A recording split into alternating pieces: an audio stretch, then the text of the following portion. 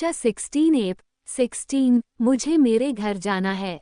तो दोस्तों यह एपिसोड 16 to 30 एपिसोड तक है।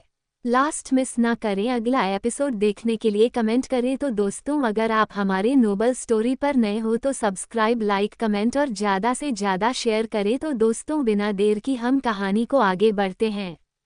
मुझे मेरे घर जाना है, प्लीज़ मुझे मेरे घर जाने दो। मेरे घर पर मेरे काफ़ी सारे छोटे भाई बहन हैं। मेरे एक बूढ़े बाबा है। मेरा सारा परिवार इंडिया में है। मुझे मेरे घर जाना है। मुझे अपनी बहन को भी ढूंढना है। प्लीज़ मुझे जाने दो यहाँ से। मेरा जाना बहुत ज़रूरी है। रिया एल्विस की बाहों से अलग होकर उसकी आंखों में आंखें डाल रोते हुए बोली। रिया की बात सुनकर एल्विस को काफ़ी ज़्यादा बुरा लगता है क्योंकि वो रिया के साथ रहना चाहता था और उसने अपने दिल की बात रिया से की भी थी, मगर रिया वो उसे छोड़कर जाने की बात कर रही थी। रिया का यूं खुद से दूर जाने की बात सुनकर एल्विस को बिल्कुल भी अच्छा नहीं लग रहा था, जिस कारण वो रिया को उसकी कमर से पकड़कर अपने एकदम करीब कर लेता है और उसकी आंखों में देख हल्के पागलपन के साथ बोला, नहीं, तुम मुझे छोड़कर कहीं भी नहीं जा सकती हो। तुम मुझसे शादी करोगी। तुम मेरी पत्नी बनकर और मेरे आइलैंड की क्वीन बनकर मेरे साथ रहोगी। तुम मेरे साथ हमारी फैमिली बनाओगी जिसमें हमारा एक प्रिंस और एक नन्ही सी प्रिंसेस होगी और वो दोनों हमें मोम डैड बोलकर पुकारेंगे। तुम कैसे मुझे छोड़कर जाने की बात कर सकती हो? रिया बोलो ना, तुम मुझे छोड़कर कहीं भी नहीं जाओगी। बोलो ना रिया, तुम मुझसे दूर नहीं होगी। एल्विस लगभग रोते हुए बोला, मैं तुम्हारे साथ नहीं रह सकती हूँ। प्लीज इस बात को समझो। मुझे मेरी बहन को ढूंढना होगा और उसे अपने साथ लेकर इंडिया जाना होगा। इंडिया, वहाँ पर हमारा घर, हमारा परिवार सब कुछ है और मैं अपने परिवार से काफ़ी ज़्यादा प्यार करती हूँ। मुझे जाने दो प्लीज़, मैं तुम्हारे हाथ जोड़ती हूँ। तुम बोलो तो पैर भी पड़ लूँगी, पर प्लीज जाने दो ना मुझे। रिया रोते हुए बोली। रिया सच ही तो बोल रही है। वो कैसे इस इंसान के साथ रह सकती थी जिसने उसकी इज्जत के साथ खिलवाड़ किया है, उसे किडनैप किया, कैद कर अपने घर में रखा, उसे मांस खिलाकर उसका धर्म भ्रष्ट किया, उसे टॉर्चर किया। नहीं, वो ऐसे इंसान के साथ बिल्कुल भी नहीं रह सकती हैं। उसे अपनी बहन को ढूंढना है, अपने घर, अपने छोटे भाई बहन और बूढ़े बाबा के पास जाना है। उसे इस जगह से बाहर निकलना ही होगा। रिया रोते हुए ही सारी बातें सोच रही थी और एल्विस रिया को जाने से कैसे रोके ये सोच रहा था। वो सच में रिया को अपनी रानी, अपने महल और दिल दोनों की रानी बनाना चाहता था। वो ऐसे कैसे इस लड़की को जाने दे सकता था जिसने उससे उसका दिल चुरा लिया था, और तो और उसका अंश भी इस लड़की के अंदर था। नहीं, वो ऐसे ही इसे नहीं जाने दे सकता था। वो अपनी गलती को स्वीकार करते हुए बोला, मुझे मेरी सारी गलती का एहसास है हनी। मैं अपनी सारी गलतियों को मानता हूँ। मैं सब कुछ मानता हूँ। मैंने जो भी तुम्हारे साथ गलत किया, चाहो तो जो मैंने तुम्हारे साथ किया तुम वही सब मेरे साथ भी कर सकती हो। तुम मुझे मार पिट सकती हो, मेरा रेप भी कर सकती हो, मुझे भूखा रख सकती हो और चाहो को किडनैप कर कैद भी कर सकती हो। मैं कुछ भी नहीं बोलूँगा, मगर मुझे छोड़कर मत जाओ। एल्विस रोते हुए बोला। वैसे तो एल्विस कभी भी किसी लड़की के लिए नहीं रोया। लड़की तो दूर की बात, दुश्मनों से लड़ते समय जब उसे गोली लगी तब भी वो नहीं रोया होगा, मगर आज एक लड़की के लिए वो जोरों से रो रहा था। Alexander villa. अलेक्जेंडर अपने काम पर फोकस करने की काफ़ी कोशिश करता है, मगर कर नहीं पाता है। वो जितना काम करने की कोशिश करता, उसकी आंखों के आगे बार बार सिया का बेजान सा चेहरा आ जाता, जिसे याद कर उसका दिल दर्द करने लगता। ये क्या हो रहा है मुझे? मैंने आज तक कितनी ही जान ली है, कितने ही लोगों को मारा, मगर कभी भी मुझे ऐसा एहसास नहीं हुआ जैसा अब हो रहा है। मुझे ये लड़की बेचैन कर रही है। क्या ये सब इसलिए हो रहा है क्योंकि मैंने इसके साथ गलत किया? मुझे कुछ भी समझ नहीं आ रहा है। जब तक इस लड़की को होश नहीं आ जाता तब तक मैं चैन से कुछ कर नहीं पाऊंगा। यही सब सोचकर वो निराश हो जाता है। आज का दिन भी ऐसे ही निकल जाता है और डॉक्टर के बोले अनुसार 48 घंटे भी पूरे होने को थे, मगर सिया में कोई भी इम्प्रूवमेंट नहीं थी, ना ही उसे होश आया था। प्रिया को होश न आते देखकर अलेक्जेंडर आज पहली बार डर गया था। वो इतना ज़्यादा डर गया था कि उसे किसी और बात का होश ही नहीं था।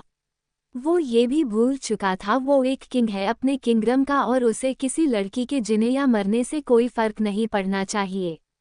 मगर फिर भी अलेक्जेंडर बेचैन सा हो जाता है और सिया को जगाने की कोशिश करता है, मगर उसकी लाख कोशिश करने पर भी सिया नहीं जागती है, जिस वजह से अलेक्जेंडर को कुछ समझ नहीं आता वो क्या करे, क्योंकि डॉक्टर पहले ही अपने हाथ बांध चुके थे क्योंकि उन्होंने अपनी तरफ से सारी कोशिश कर ली थी मगर कोई फायदा नहीं था।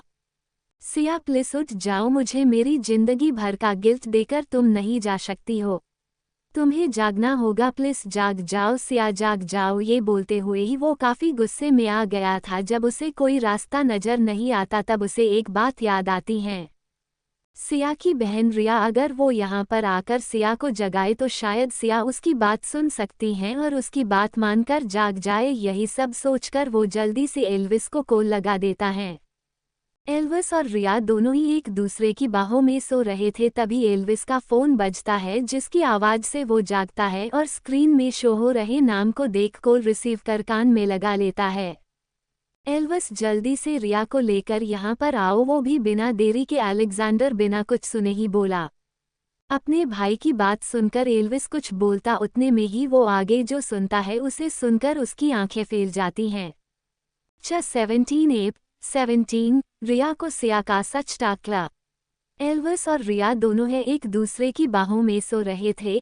एल्विस ने रिया को कुछ इस तरह से अपनी बाहों में थाम रखा था जैसे रिया उसकी करोड़ों अरबों की प्रॉपर्टी हो और अगर उस पर से उसकी पकड़ जरा सी भी ढीली हुई तो कोई भी आकर उससे उसकी प्रॉपर्टी ना छीन ले।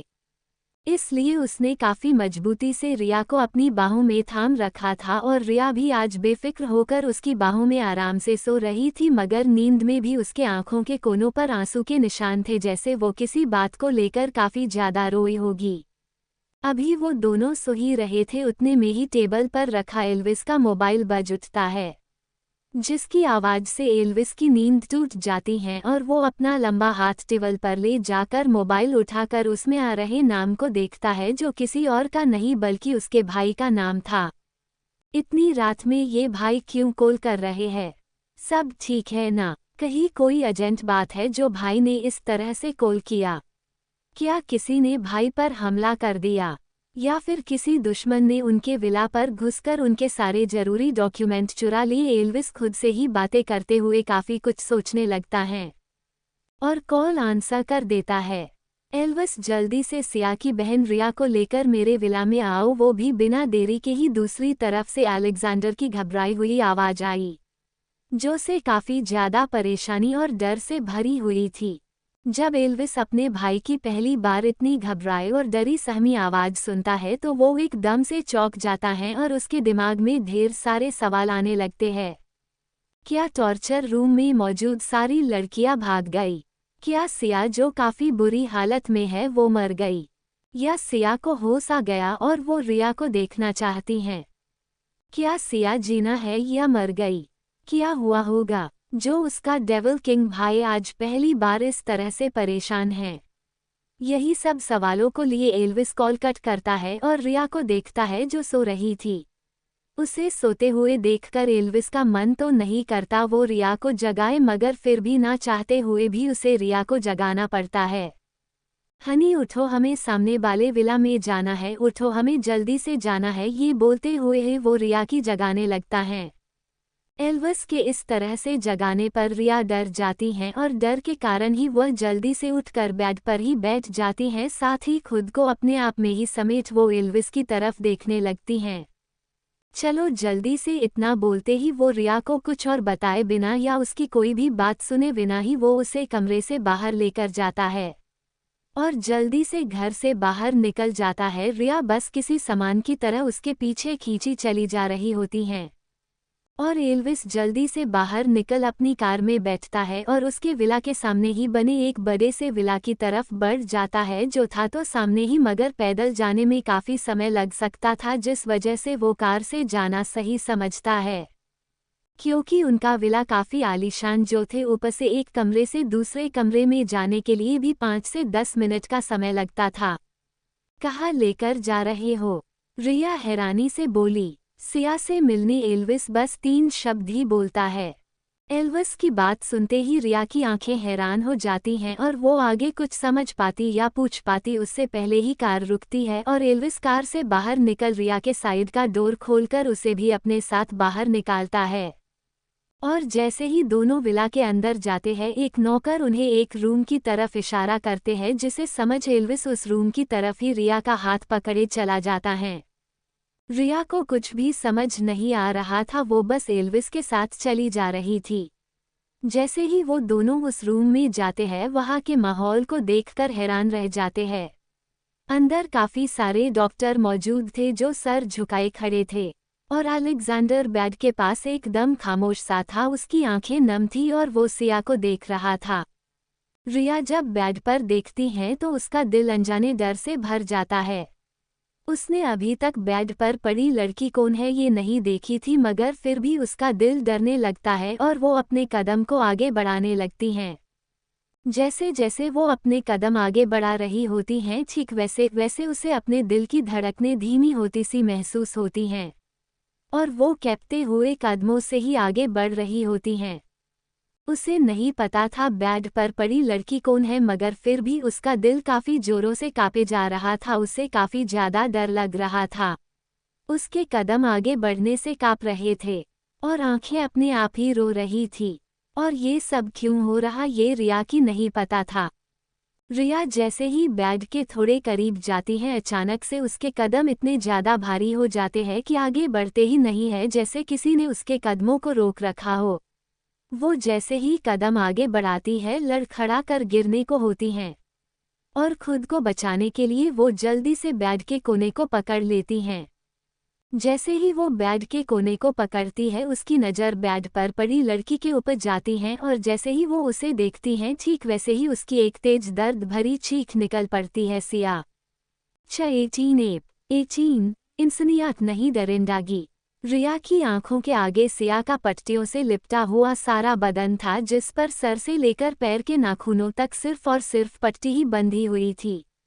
और अगर कुछ दिख रहा था तो वो था सिया का सफ़ेद हो चुका चेहरा और उसकी बंद आंखें। इस तरह से अपनी बहन को देखना रिया के बर्दाश्त से बाहर था। वो कैसे अपनी बहन को ऐसे इस बुरी हालत में देख सकती थी। उन दोनों के बीच खून का रिश्ता नहीं था, मगर जब से दोनों ने होश संभाला था एक दूसरे को ही अपने करीब पाया था और उस आश्रम में रहने वाले कितने ही बच्चों को अपने भाई बहन परिवार के रूप में पाया था। मगर रिया और सिया दोनों ही बचपन से हमेशा एक दूसरे के साथ रही, साथ पली और साथ में ही बड़ी भी हुई। दोनों ने ही एक दूसरे में अपनी माँ, पापा, भाई, बहन सारे रिश्ते देखे थी और आज अपने उसी परिवार की अपनी जान से प्यारी बहन की ऐसी हालत देखकर रिया खुद को संभाल नहीं पाती हैं और जोरों से काफी बुरी तरह से रो पड़ती है। रिया सच में टूट चुकी थी और वो खुश को संभाल भी नहीं पा रही थी। सिया, सिया, उठना सिया, देखना मैं तेरे पास हूँ। उठना सिया, मुझे ऐसे डरा नहीं, तुझे पता है ना मेरा दिल बहुत कमजोर है, मैं तुझे ऐसे देख नहीं पाऊंगी, मैं मर जाऊंगी। उठना सिया, उठ भी जा ना, ऐसे मुझे मत डरा यार, मुझे सच में डर लग रहा है, मुझे बहुत ज्यादा डर लग रहा है। उठना, देखना, आंखें खोलकर देख, मैं रिया तेरी बहन तेरे पास ही हूँ। हमने वादा किया था ना हम दोनों कभी भी एक दूसरे को अकेला नहीं छोड़ेंगे, तो तू ऐसे क्यों मुझे अकेला छोड़ रही है, बात क्यों नहीं कर रही है, बात करना सिया, आंखें खोलना, देखना मैं रिया तेरी। रिया उठना सिया, तू उठ क्यों नहीं रही, मेरी बात क्यों नहीं सुन रही। रिया बुरी तरह से रोते हुए बोल रही थी। तो उसे ऐसे रोते हुए देखकर और उसकी बात को सुनकर वहां पर मौजूद एल्विस और अलेक्जेंडर दोनों की भी आंखें नम नहीं हो रही थी। तो एल्विस, उसे पता था उसका भाई क्रूअल है, मगर इतना ज्यादा ये उसने नहीं सोचा था। न ही उसे इसका अंदाजा था उसका भाई इतनी क्रूअलिटी भी दिखा सकता है। एल्विस को अब डर लग रहा था कहीं सिया को कुछ हो गया तो रिया उसे छोड़कर चली ना जाए। इस ख्याल के आते ही एल्विस का सारा बदन कांप उठता है और उसकी आंखें डर से भर जाती हैं। वो बिल्कुल भी रिया से अलग नहीं होना चाहता था, ना ही वो रिया को खुद से दूर जाते हुए देखना चाहता था, खासकर तब जब उसे अच्छी तरह से पता था रिया के अंदर उसका बच्चा है। ये जानते हुए भी वो कैसे रिया को खुद से दूर जाने दे सकता था। इस समय अगर रिया के बाद कोई सबसे ज्यादा डरा हुआ था तो वो था एल्विस, जो इतना ज्यादा डर चुका था कि उसका ठीक से सांसें लेना भी मुश्किल हो रहा था। सिया उठ ना यार, ऐसे कौन सोता है, देख तू मुझे ऐसे डरा नहीं सकती हैं। देख ना सिया, हमारा परिवार हमारा इंतजार कर रहा है इंडिया में, और बाबा वो तो ये आस लगा कर बैठे हैं हम समय से पहले इंडिया वापस आ जाएंगे और उस बिल्डर के मुंह पर पैसे फेंक कर मारेंगे जो हमसे हमारा घर छीन लेना चाहता है। उठ सिया, मैं बाबा को क्या बोलूँगी, कैसे उन्हें बताऊंगी, तू मेरी बात ही नहीं सुन रही है, ना ही उन सब के बारे में सोच रही हैं जो हमारा परिवार है, जहाँ पर हमारे छोटे छोटे भाई बहन मौजूद है और वो सब इस आस में बैठे हैं हम लौटकर जल्दी ही आएंगे। हमारे बाबा बूढ़े हो चुके हैं सिया, और अब वो उन सब का ध्यान नहीं रख सकते हैं। हम दोनों को ही सबका ध्यान रखना है, बाबा का भी और अपने घर में मौजूद सारे बच्चों का भी। तू सुन तो रही है ना मेरी बात को, तू क्यों नहीं सुन रही मेरी बात? उठ जा, नहीं तो देख मैं गुस्सा हो जाऊंगी तुझसे और फिर बात भी नहीं करने वाली। मुझे ऐसे मत सता, चल जाग जा, हम इंडिया वापस चलते हैं, अपने देश और अपने घर वापस चलते हैं। रिया सिया की उसके कंधे से पकड़ हिलाते हुए बोली। रिया के आंसू लगातार सिया के चेहरे पर पड़ रहे थे, मगर फिर भी सिया जाग ही नहीं रही थी। ऐसा लग रहा था जैसे सिया दुनिया छोड़कर जा चुकी हैं। उसके शरीर पर कोई भी किसी भी तरह की कोई हलचल नहीं थी। रिया सिया के सीने पर ही अपना चेहरा टिकाए जोरों से रोते हुए बोली, अगर तू भी जागी तो मैं भी अपनी जान दे दूंगी सिया, बहुत प्यार करती हूँ तुझसे, मेरे लिए मेरी सारी दुनिया तू ही तो है। अगर तुझे कुछ हो गया तो मैं मर जाऊंगी, मैं नहीं जी पाऊंगी तेरे बिना। इतना बोल वो सिया के माथे को चूम लेती हैं और उसकी आंखों से गिर रहे आंसू सिया के चेहरे पर पड़ रहे थे, और जैसे उन दोनों के दिल के तारे एक दूसरे से जुड़े हुए हो। तभी तो जो सिया इतना इलाज करने पर भी नहीं जागी, वो रिया की बात से अफेक्ट होती हैं और उसकी पलकें हिलने लगती हैं। अलेक्जेंडर पास ही दीवार के सहारे से खड़ा हुआ था, उसकी आंखों में गिल्ट साफ देखा जा सकता था, मगर उसमें इतनी भी हिम्मत नहीं थी जो वो एक शब्द भी बोल सके। तो एल्वस वो तो अंदर ही अंदर डर रहा था। रिया रो रही थी और सिया की पलकें हौले से हिल रही थी और उसे होश आ रहा था। जब डॉक्टर की नज़र सिया की हिल रही पलकों पर पड़ती है तो वो खुश होते हुए ही बोला, इन्हें होश आ रहा है। जैसे है ये शब्द सबके कानों में पड़ते हैं, सब सिया की तरफ देखने लगते हैं, तो सिया उसकी बंद आंखों से ही आंसू की बूंदें गिरने लगती हैं और धीरे से उसकी आंखें खुलती हैं। जैसे ही सिया आंखें खोलती है, रिया के होठों पर खुशी, दर्द और ढेर सारे इमोशन एक साथ आ जाते हैं। डॉक्टर आगे बढ़कर उसे चेक करने लगते हैं और सिया उसकी आंखें खुलते ही रिया के आंसुओं से भीगी आंखों पर पड़ती है, और रिया को रोते देख सिया की आंखों से भी आंसू बहना कम नहीं होते हैं। वो दोनों ही बहनें एक दूसरे को देखकर रो रही थी। तभी डॉक्टर सिया को चेक करते हुए ही उसे इंजेक्शन देता है और उसे आंखें खोले देखकर राहत की सांस लेते हैं। तो एल्वस उसे देखकर लग रहा था जैसे वो रिया से ज्यादा खुश है, क्योंकि सिया जाग गई थी। अलेक्जेंडर उसकी भी अब जान में जान आती है सिया को ऐसे जागते हुए देखकर। कुछ देर बाद सब बाहर निकल जाते हैं और सिया को आराम करने देते हैं। अलेक्जेंडर भी रूम से बाहर निकल जाता है और वो दोनों अभी बाहर निकले ही थे, उतने में ही एक छोटा सा हाथ वहां पर आता है और अलेक्जेंडर की बाह पकड़ उसे अपनी तरफ मोड़ता है। ये सब कुछ इतनी जल्दी में होता है कि अलेक्जेंडर कुछ भी समझ पाता उससे पहले ही उसके कानों में शब्द पड़ते हैं, तुम्हारे अंदर इंसानियत नहीं हैवानियत है। इतना बोलते ही एक जोर का थप्पड़ अलेक्जेंडर के गाल पर पड़ता है, जिसकी गूंज उस जगह पर फैल जाती है। 19 AP 19 रिया का गुस्सा। कुछ देर बाद सब बाहर निकल जाते हैं और सिया को आराम करने देते हैं। अलेक्जेंडर भी रूम से बाहर निकल जाता है और वो दोनों अभी बाहर निकले ही थे, उतने में ही एक छोटा सा हाथ वहां पर आता है और अलेक्जेंडर की बाह पकड़ उसे अपनी तरफ मोड़ता है। ये सब कुछ इतनी जल्दी में होता है कि अलेक्जेंडर कुछ भी समझ ही नहीं पाता, और जब वो कुछ समझता उससे पहले ही उसके कानों में शब्द पड़ते हैं, तुम्हारे अंदर इंसानियत नहीं हैवानियत है। तुम इंसान नहीं, इंसान की खाल में दरिंदे हो, राक्षस हो, भूखे भेड़िए, जंगली जानवर हो। इतना बोलते ही एक जोर का थप्पड़ अलेक्जेंडर के गाल पर पड़ता है।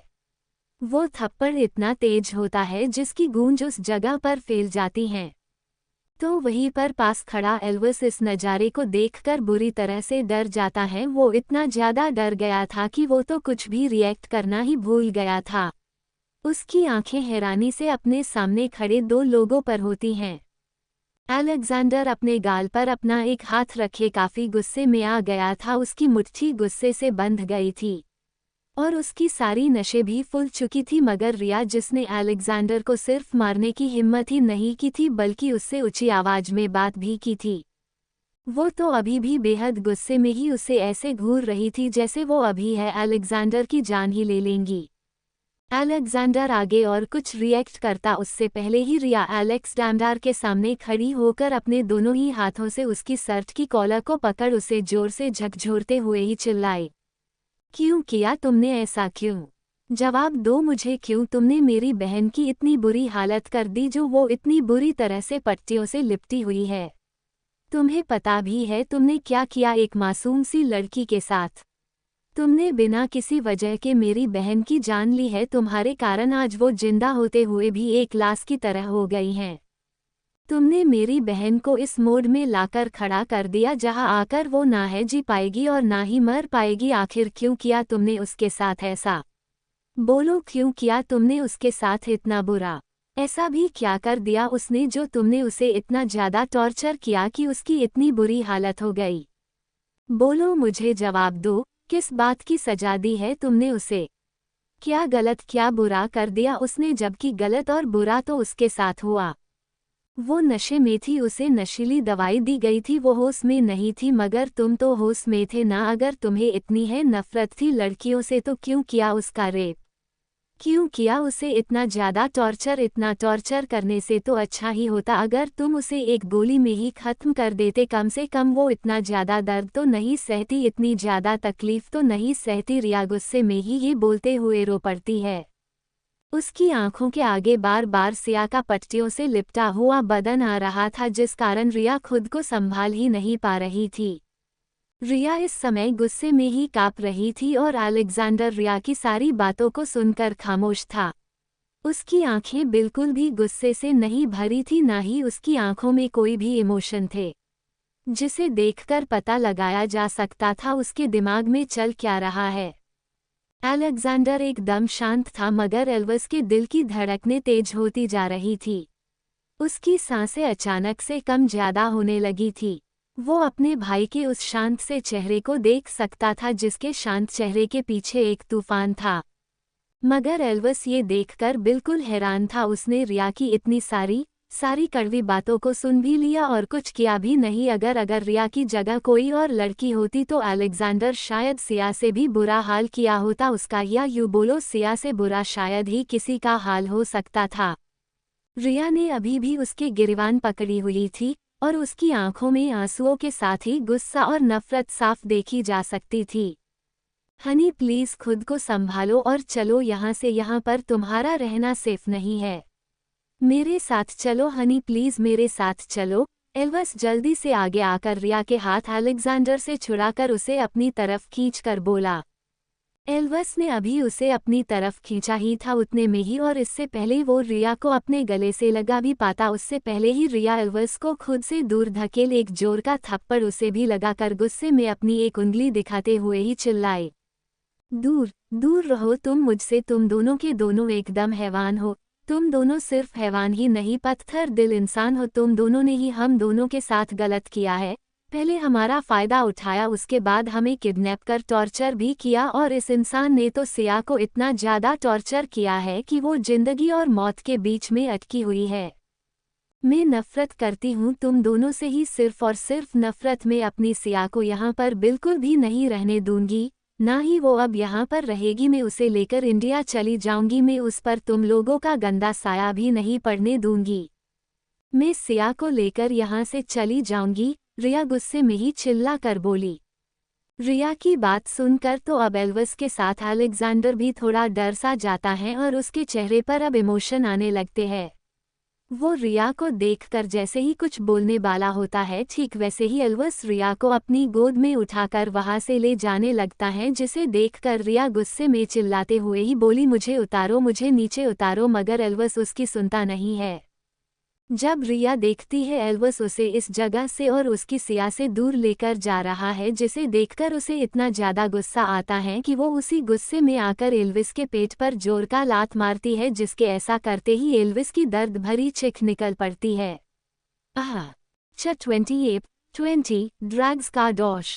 जब रिया देखती है एल्विस उसे इस जगह से और उसकी सिया से दूर लेकर जा रहा है, जिसे देखकर उसे इतना ज्यादा गुस्सा आता है कि वो उसी गुस्से में आकर एल्विस के पेट पर जोर का लात मारती है, जिसके ऐसा करते ही एल्विस की दर्द भरी चीख निकल पड़ती है। उद्धरण चिन्ह। और उसके हाथ से रिया छुटकर नीचे गिर जाती है और उसकी भी एक दर्द भरी चीख निकल पड़ती है। रिया की चीख सुनते ही एल्विस अपना दर्द भुलाकर जल्दी से रिया के पास जमीन पर ही बैठ जाता है और उसे देखते हुए ही परेशानी भरे लहजे में बोला, तुम ठीक हो हनी, तुम्हें चोट तो नहीं आई? चलो हम डॉक्टर को दिखाते हैं, तुम और हमारा बेबी दोनों ठीक है या नहीं? चलो हनी, मैं तुम्हें गोद में उठा लेता हूँ, एल्विस घबराया हुआ बोला।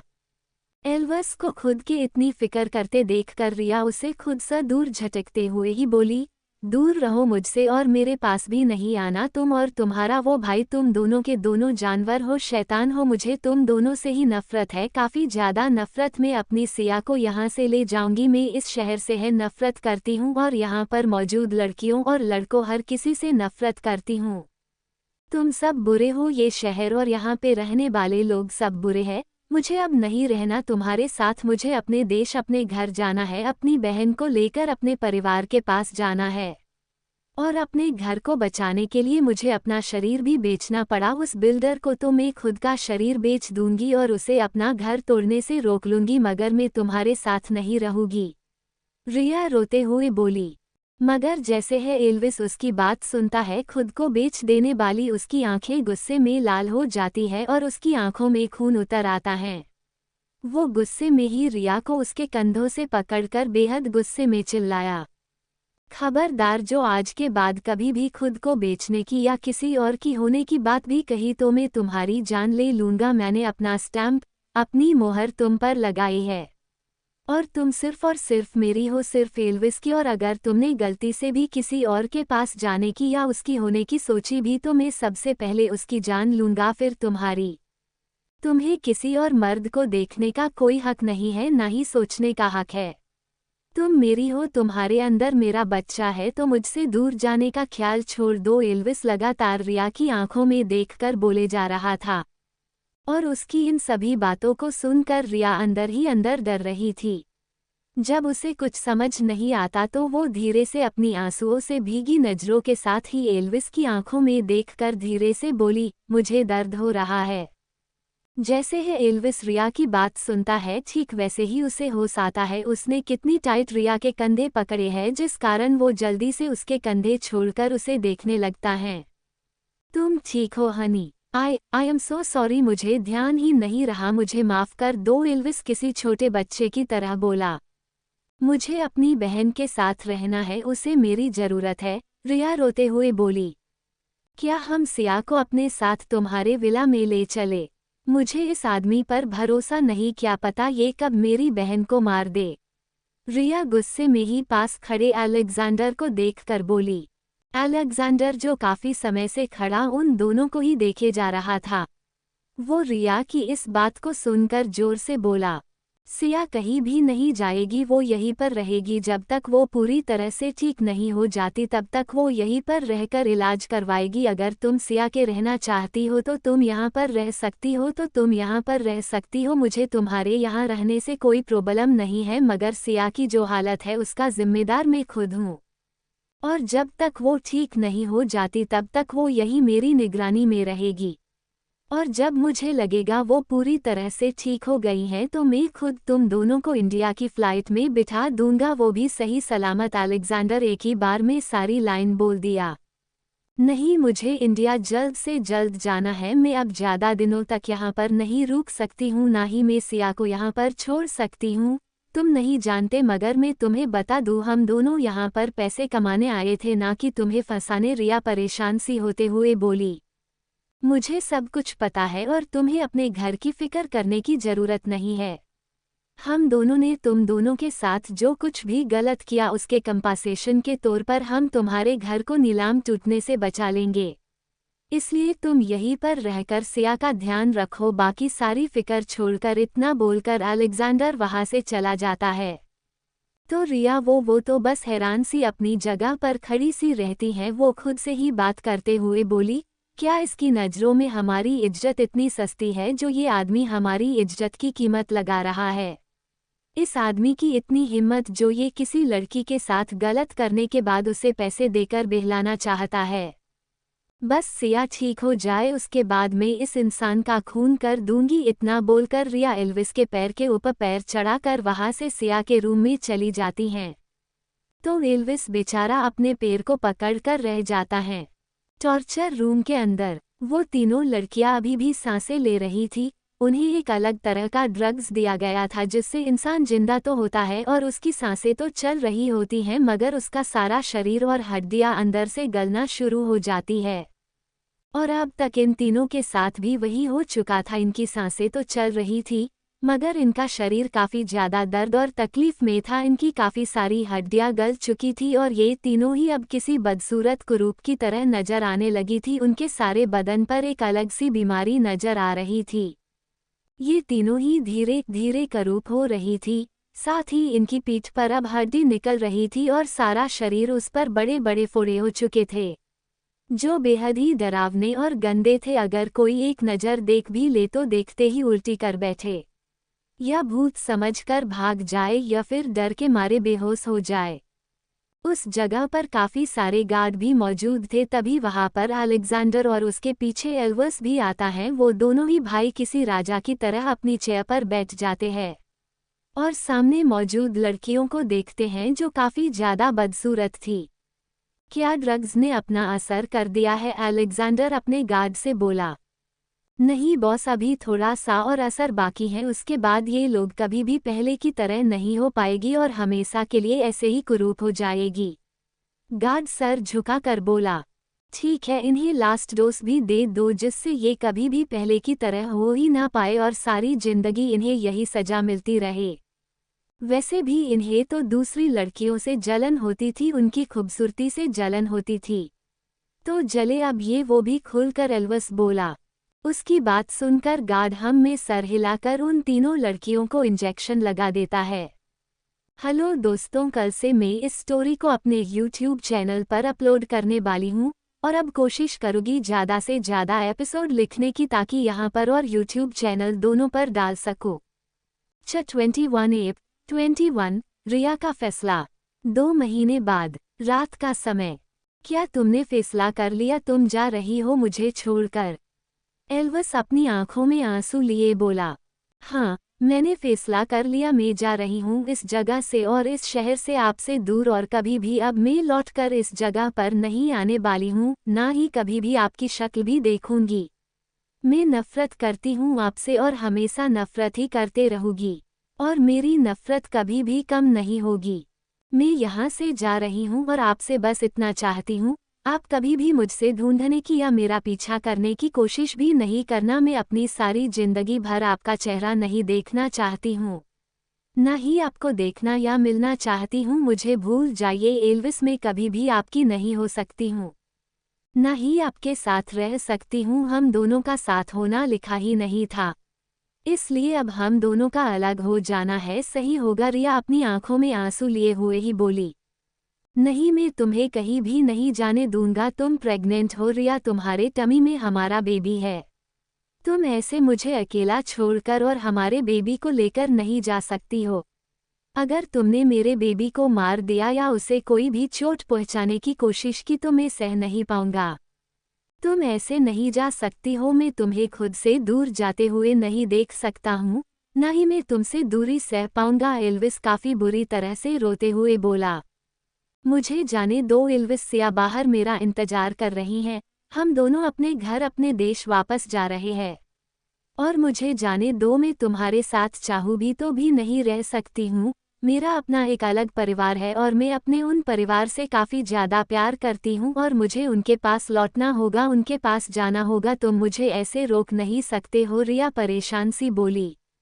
तुम्हारा परिवार? तुम्हारा घर, तुम्हारा देश और मेरा क्या रिया? क्या मैं तुम्हारा कुछ नहीं हूँ? क्या तुम्हारे अंदर जो जान पल रही है मैं उसका कुछ भी नहीं हूँ?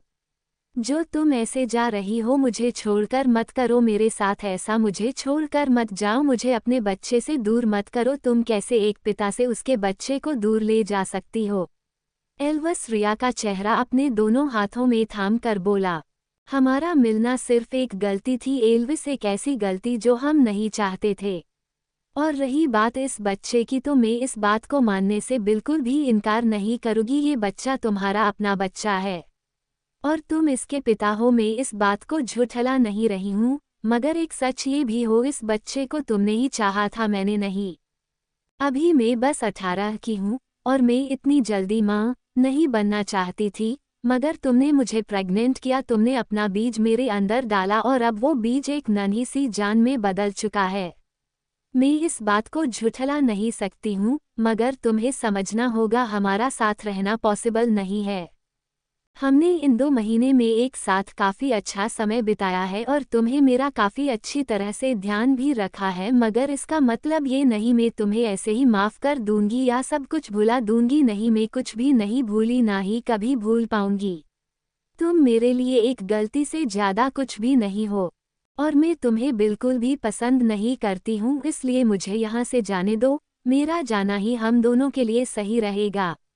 रिया किसी तरह से खुश को रोने से रोकने की कोशिश करते हुए बोली, तुम जाना चाहती हो? एल्विस आंखों में आंसू लिए बोला, हाँ मैं जाना चाहती हूँ, रिया बोली।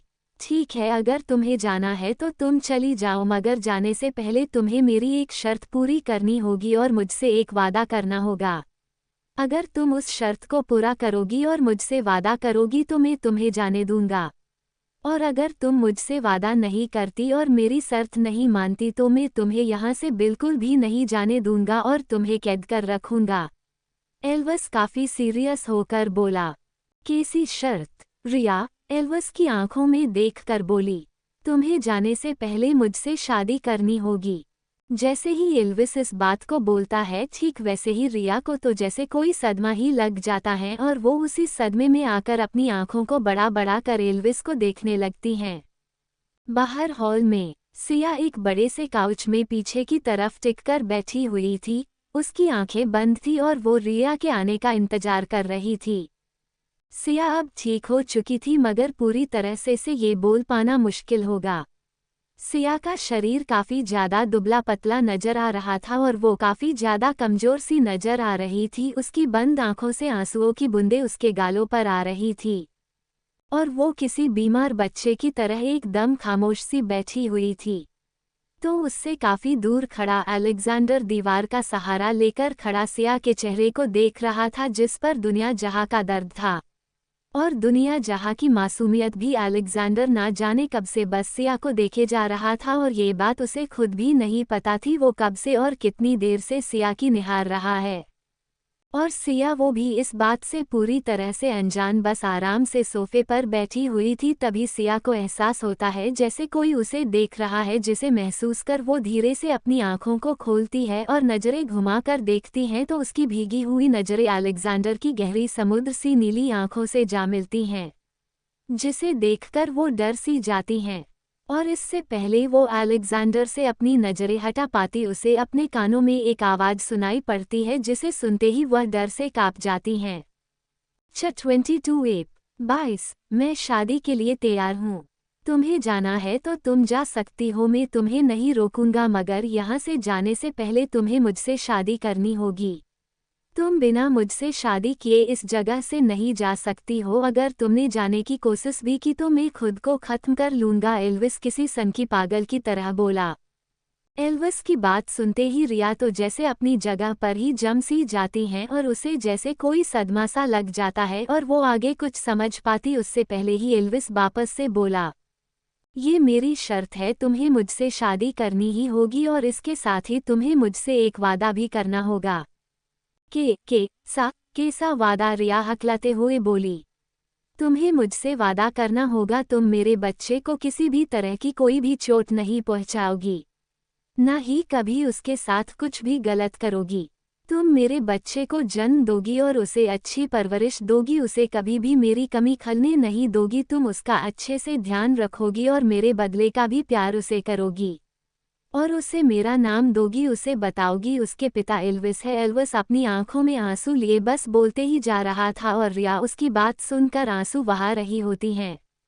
मैं तुमसे वादा करती हूँ मैं हमारे इस बच्चे को जन्म दूंगी और उसे अच्छी परवरिश दूंगी और उसे कभी भी तुम्हारी कमी महसूस नहीं होने दूंगी। मैं उसका माँ और पापा दोनों बनकर ध्यान रखूंगी, कभी भी उसे किसी बात की कमी महसूस नहीं होने दूंगी और मैं उसे तुम्हारा नाम दूंगी।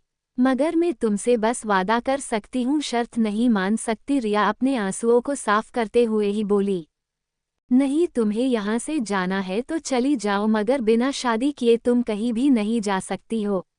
मैं तुम्हें जाने ही नहीं दूंगा। मैं नहीं चाहता कोई भी मेरे बच्चे को बिना बाप की औलाद बोले या उसे नाजायज़ बोले, इसलिए तुम्हें मुझसे शादी करनी ही होगी। एल्विस एकदम सीरियस होकर बोला।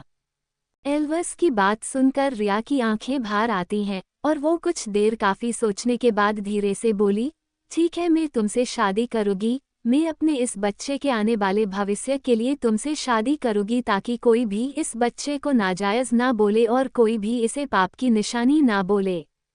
मैं करूँगी तुमसे शादी, मगर शादी के बाद तुम मुझे जाने दोगे यहाँ से और फिर तुम मुझे रोकने की कोशिश भी नहीं करोगे। रिया रोते हुए बोली, मैं अपना वादा कभी भी नहीं तोड़ता हूँ और मैंने एक बार बोल दिया मैं तुम्हें जाने दूंगा यहाँ से तो मैं सच में तुम्हें यहाँ से जाने दूंगा। मैं बिल्कुल भी नहीं रोकने वाला तुम्हें। एल्विस किसी तरह से अपने दर्द को छुपाने की कोशिश करते हुए बोला, मगर वो उस दर्द को छुपा नहीं पाता है, उसका दर्द उसकी आंखों में साफ नजर आ रहा होता है। रिया की हाँ सुनकर एल्विस अपने पॉकेट से अपना मोबाइल निकालता है और अपने असिस्टेंट को कॉल कर बोला, आधे घंटे के अंदर मैं जर जा रहा हूँ, मेरी शादी की तैयारी करके रखो। इतना बोल बिना दूसरे तरफ मौजूद इंसान की बात सुने बिना ही वो कॉल कट कर देता है। बाहर हॉल में सिया अपनी बेजान आंखों से अलेक्जेंडर की गहरी नीली आंखों में देख रही थी और उसे अलेक्जेंडर से काफी डर भी लग रहा होता है, मगर 2 महीनों में उसे ठीक करने के लिए अलेक्जेंडर ने एक बड़े डॉक्टर की टीम खड़ी कर दी थी, जिस कारण सिया अलेक्जेंडर से कुछ नहीं बोल पाती हैं, पर उसे सच में अलेक्जेंडर से काफ़ी ज़्यादा डर लगता था। अभी वो दोनों एक दूसरे की आंखों में देख ही रहे होते हैं, उतने में ही अलेक्जेंडर उसकी आंखों में देखकर ही बोला, क्या सच में तुम यहाँ से जाना चाहती हो? उद्धरण चिन्ह। जैसे ही सिया उसकी बात सुनती है वो डर जाती हैं और उसे ऐसा लगने लगता है जैसे कहीं ये राक्षस उसे रोक ना ले जाने से और अपने वादे से ना पलट जाए। ये सोचकर ही सिया डर जाती हैं और डर के कारण वो खुद से ही बोली, ये आदमी चाहता क्या है मुझसे? इसने मेरे साथ इतना गलत किया, उसके बाद ये ऐसे पूछ रहा है जैसे मैं इसकी प्रेमिका हूँ और ये मेरा प्रेमी और हमारा झगड़ा हो गया है जिस कारण मैं रूठ कर इससे दूर जा रही हूँ। क्या ये आदमी ऐसा सोच रहा है? अगर ये ऐसा सोच रहा है तो ये गलत है, पूरी तरह से गलत है। कोई इस आदमी को ये बात समझाओ, इस आदमी ने मेरी जिंदगी खराब कर दी और ये कैसे पूछ सकता है मैं जा रही हूँ? सिया ये सारी बातों को बस मन में सोच ही सकती थी और अफसोस की बात वो ये सारी बातों को बोल नहीं सकती थी। सिया अपने मन में चल रही सारी बातों से बाहर आती हैं और धीरे से अलेक्जेंडर की तरफ देखती हैं, फिर अपनी नज़रों को झुकाकर धीरे से हाँ में सर हिला लेती हैं। सिया को ऐसे हम में सर हिलाते हुए देखकर अलेक्जेंडर कुछ भी नहीं बोलता है, वो बस खामोश सा ही रहता है। इन 2 महीनों में ये पहली बार था जब सिया ने अलेक्जेंडर की आवाज़ सुनी थी और अलेक्जेंडर ने खुद से आकर उससे बात की थी, वरना वो तो कभी भी उसके सामने तक नहीं आया था। यही सब सोचकर सिया थोड़ी हैरान होती है, पर वो ज़्यादा नहीं सोचती है क्योंकि उसे अच्छी तरह से पता था उसे बस इस जगह से अपनी बहन को लेकर जाना था। अलेक्जेंडर सिया के जवाब को सुनकर कुछ भी नहीं बोलता है, वो बस अपनी बेजान सी आंखों के साथ ही उसे बस देखे जा रहा था, जो एकदम शांत थी। इन 2 महीनों में अलेक्जेंडर ने कभी भी सिया की आवाज़ नहीं सुनी थी, न ही उसे बोलते हुए देखा था और देखे भी कैसे जब वो सिया के सामने खुद ही कभी आया जो नहीं था। मगर आज सिया इस देश को छोड़कर जा रही थी हमेशा हमेशा के लिए, और अब वो लोग कभी भी वापस से मिलने वाले नहीं थे, जिस वजह से अलेक्जेंडर सिया से मिलने चला आया। अभी अलेक्जेंडर अपनी सोच में ही गुम था, उतने में ही उसके सामने रिया और एल्विस आते हैं, जिनकी आंखें आंसुओं से भीगी हुई थी और दोनों का ही चेहरा दर्द से भरा हुआ था। उन दोनों को देखकर सिया भी दोनों की तरफ देखने लगती हैं। सिया, मैंने सामान पैक कर लिया, अब हम निकल सकते हैं, रिया भारी सी आवाज में बोली। अभी नहीं, पहले हम जर्ज जा रहे हैं शादी करने के लिए, उसके बाद तुम यहाँ से जा सकती हो, एल्विस अपने रूखे स्वर में बोला। मगर उसकी बात सुनकर सिया की आंखें हैरान हो जाती हैं, पर अलेक्जेंडर वो बस खाली आंखों से दोनों को देखे जा रहा था। 23.23 वापसी। एल्विस की बात सुनकर सिया एकदम हैरान रह जाती हैं और उसे समझ नहीं आता एल्विस सच में रिया से शादी करना चाहता है, मगर वो दोनों तो यहाँ से हमेशा के लिए जा रहे हैं, तो ये कैसे हो सकता है? रिया कैसे इस इंसान से शादी कर सकती है? नहीं, अगर रिया ने इस आदमी से शादी की तो उससे फिर उसके साथ ही रुकना होगा, और सिया अपनी बहन को ऐसे इस इंसान के साथ नहीं रहने दे सकती थी। सिया के दिमाग में काफ़ी कुछ चल रहा था, जिस वजह से उसका सर दर्द करने लगा था और वो अपना सर एक हाथ से पकड़ लेती हैं। इतना मत सोच, एल्विस ने मेरे सामने शर्त रखी है, अगर मुझे इंडिया जाना है तो मुझे इससे शादी करनी होगी।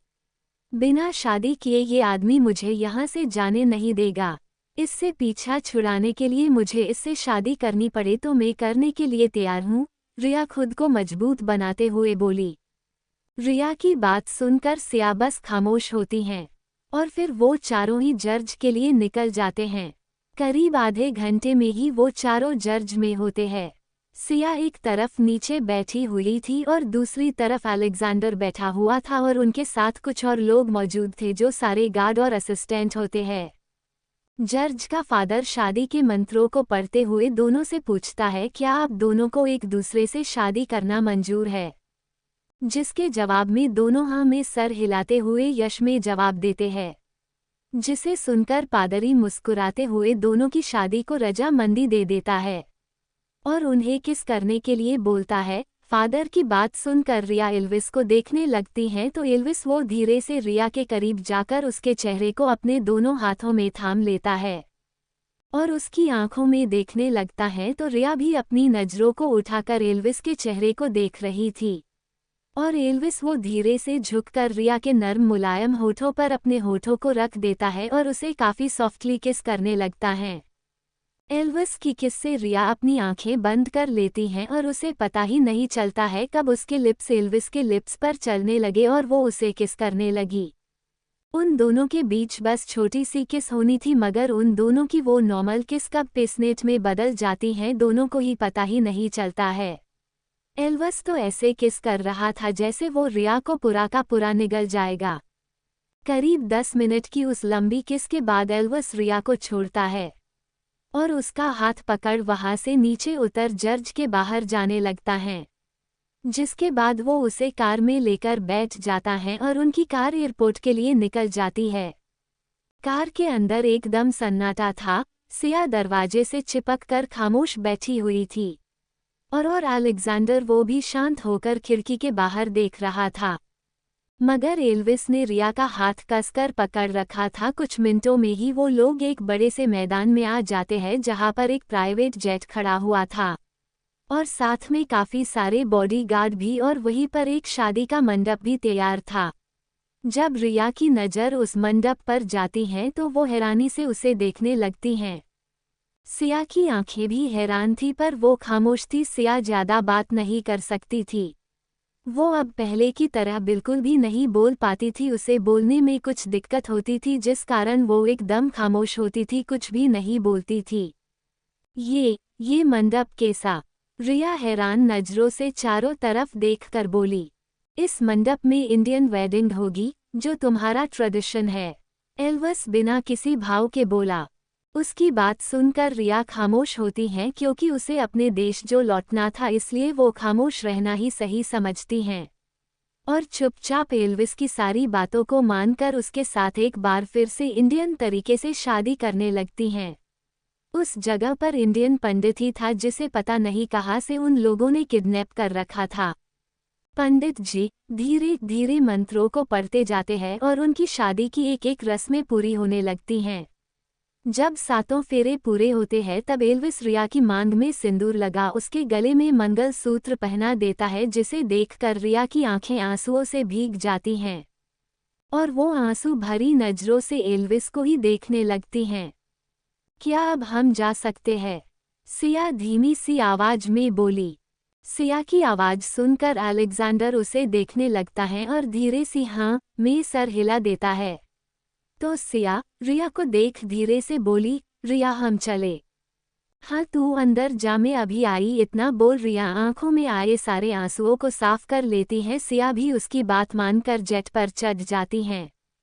तो रिया आंसू भरी नजरों से एक नज़र एल्विस को देखती है और पीछे पलट जाती है। फिर वो जाने के लिए जैसे ही अपना एक कदम आगे बढ़ाती है, ठीक वैसे ही एल्विस जल्दी से रिया का एक हाथ पकड़ उसे अपने सीने से लगा लेता है और उसे काफी टाइट हग कर बोला, तुम मेरी हनी हो, समझी तुमने? तुम सिर्फ और सिर्फ मेरी हनी हो और मैं तुम्हें प्यार करता हूँ। मगर मेरी एक बात याद रखना, अब आज के बाद कभी भी गलती से भी मेरे सामने मत आ जाना। अगर तुम गलती से भी मेरे सामने आई और हम एक दूसरे से मिले तो याद रखना मैं हमारे बेटे को तुमसे छीन लूंगा और तुम्हें जबरदस्ती अपने साथ अपने पास रखूंगा और मैं फिर तुम्हारी किसी भी बातों को नहीं सुनूंगा। इसलिए याद रखना, गलती से भी मेरे सामने आना नहीं, ना ही अपनी शकल मुझे दिखाना और इसे मेरी धमकी ही समझना। इतना बोल एल्विस रिया के होठों को चूम लेता है और उसे खुद से दूर धकेल गुस्से में चिल्लाया, जाओ, चली जाओ यहाँ से और कभी भी लौटकर वापस नहीं आना। नफरत करता हूँ मैं तुमसे, सिर्फ और सिर्फ नफरत, और अगर तुम वापस मुझे मिली तो मेरी नफरत का सामना करोगी, इसलिए चली जाओ यहाँ से, एल्विस रोते हुए चिल्लाया। तो रिया भी रोते हुए ही आंखों में आंसू लिए उस जगह से जल्दी से जाकर जेट पर चढ़ जाती हैं और देखते ही देखते उनका जेट वहां से हवा में उड़ते हुए ही दोनों की आंखों से गायब हो जाता है। क्या होगा अब आगे? क्या ये चारों कभी आपस में मिल पाएंगे या हमेशा के लिए हो जाएंगे एक दूसरे से जुदा? सब कुछ जानने के लिए जुड़े रहे मेरे साथ। 24/8/24 4 साल बाद उत्तराखंड नैनीताल। एक मीडियम साइज का एक मंजिला घर। उस घर के अंदर एक कमरे में एक बड़े से बेड के ऊपर 3 लोग आराम से सो रहे होते हैं। सुबह के 6 बजे एक लड़की अंगड़ाई लेते हुए बेड पर ही उठकर बैठ जाती हैं और खुद को ही अपनी बाहों में भरी वो खुद से ही बोली, गुड मॉर्निंग रिया। इतना बोलकर वो अपने पास ही सो रहे एक छोटे से बच्चे को प्यार से देख मुस्कुराते हुए ही झुककर उसके गालों को चूमकर प्यार से बोली, good morning my love. Good morning mamma. Riya की बात सुनकर वो छोटा सा बच्चा अपनी आंखों को खोलकर प्यार से मुस्कुराते हुए बोला। फिर वो अपने बगल में सो रही एक और छोटी लड़की जो उसी की उम्र की थी उसे देख मुस्कुराते हुए उसके गाल पर किसकर बोला, गुड मॉर्निंग देदू। वेली गुड मॉर्निंग। क्या दिन निकल गया क्या? और रिया मासी तैयार हो गई। वो बच्ची धीरे से अपने दोनों हाथों की हथेली से अपनी आंखों को मलते हुए बेड पर ही उठकर बैठते हुए बोली, नहीं अभी बस दिन निकला है मम्मा, तैयार नहीं हुई वो बच्चा अपनी क्यूट सी प्यारी और मीठी सी आवाज में। तो फिर मुझे सोने दो अभी, वैसे भी मुझे अभी नींद आ रही है। वो लड़की वापस से बेड पर लुढ़कते हुए बोली, मम्मा देखो आंसू दीदी को। वो वापस से बेड पर सो रही हैं। जब सिया मासी आएगी तब ये जागेगी। वो बच्चा वापस से बोला, कोई बात नहीं भव्य बेटा, आप भी आराम कर लो, तब तक मम्मा जल्दी से फ्रेश होकर नाश्ता तैयार करती हैं। इतना बोलकर रिया बेड से उतर बाथरूम की तरफ भाग जाती है तो भव्य अपनी दिदू को देख मुंह बनाकर बोला, आप कितनी लिजी हो दिदू, कितनी देर तक सोते रहती हो? इतना बोल भव्य भी नीचे उतर जाता है, मगर आंसू वो तो आराम से वापस से सो जाती हैं। भव्य स्टूल पर खड़ा होकर कमरे के सारे खिड़की और दरवाजे को खोलने लगता है, जिस कारण सूरज की पहली किरण सीधे कमरे में पड़ती है और भव्य का मासूम सा सुंदर चेहरा साफ दिखाई देता है। दूध सा गोर सफ़ेद रंग, उस पर दोहरी हैरान कर देने वाली नजरें, बाल हल्के ब्लैक और ग्रे कलर के, देखने में किसी विदेशी बच्चे की तरह। भव्य सच में काफ़ी ज़्यादा सुंदर था, जिसे देखकर कोई भी पलके झपकाना तक भूल जाए। रिया जल्दी से फ्रेश होकर नहाती है और कपड़े पहनकर सीधे किचन में भाग जाती है और जल्दी जल्दी नाश्ता तैयार करने लगती हैं, क्योंकि उसे अपने ऑफिस भी जो जाना था। रिया जिस कंपनी में काम करती थी वो एक वेडिंग कंपनी है, जिसका काम है अपने क्लाइंट को उनके पसंद के मैच से मिलवाना और उनकी शादी अच्छे से होस्ट करना। रिया इस कंपनी के साथ पिछले 4 साल से काम कर रही है और उसे अब अपना काम काफी ज्यादा पसंद है। दूसरी तरफ गोल्डन पैलेस होटल, एक लड़की जिसने घुटनों तक की स्कर्ट और शर्ट पहन रखी थी देखने वो किसी होटल में काम करने वाली फीमेल एम्प्लॉय नजर आ रही थी। वो लड़की अपने हाथ में एक बैग लिए एक होटल रूम के बाहर आकर रुकती है और कुछ देर रुककर उस रूम में नॉक करती हैं। नॉक की आवाज सुनकर कमरे का डोर खुलता है और डोर पर एक आदमी शर्टलेस खड़ा उस लड़की को ही देख रहा था। सर, वो मैडम ने ड्रेस मंगवाई थी, उन्होंने कहा था उनकी ड्रेस खराब हो गई है, इसलिए उन्होंने सर्विस स्टाफ को कॉल ड्रेस लाने के लिए कहा था। वो लड़की नजरें झुका कर बोली, ठीक है अंदर आ जाओ और ड्रेस को रखकर रूम को क्लीन भी कर दो। इतना बोल वो आदमी सामने से हट जाता है।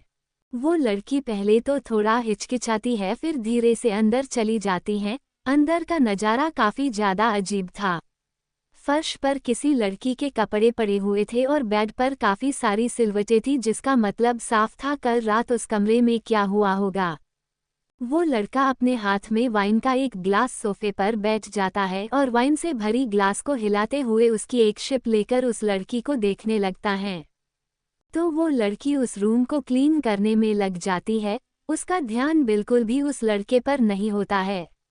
वो बस अपने काम को जल्द से जल्द पूरा कर वहां से जाना चाहती थी, इसलिए वो जल्दी जल्दी अपने हाथ को चला रही थी और वो लड़का उसे अपनी नशीली गहरी आंखों से देखे जा रहा था।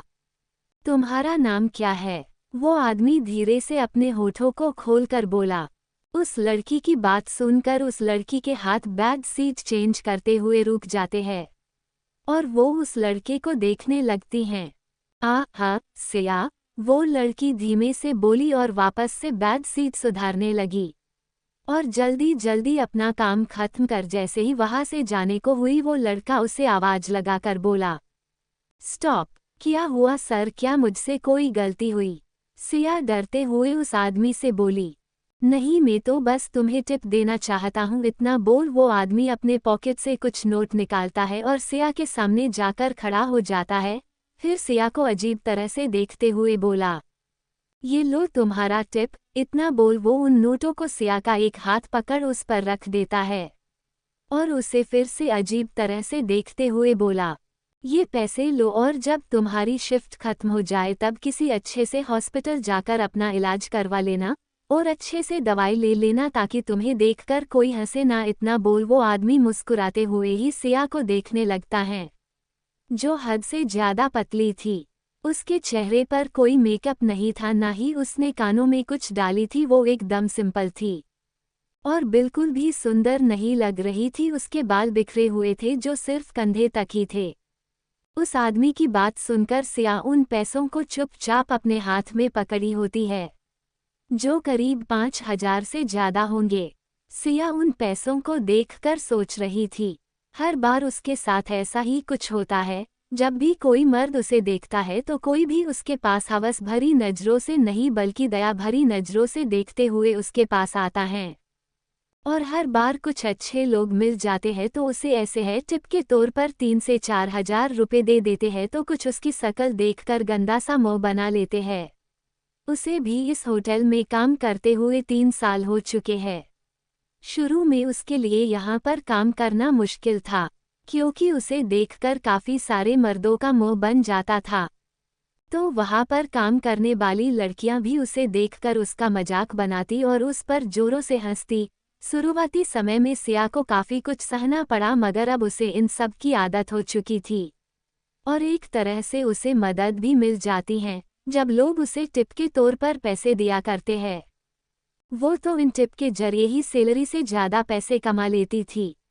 सिया अभी अपनी सोच में गुम ही थी, उतने में ही उसके उस कमरे के बाथरूम का डोर खुलता है और एक तेज आवाज वहां पर आती है, क्या हो रहा यहाँ पर? जैसे ही सिया उस आवाज को सुनती है वो डर जाती है।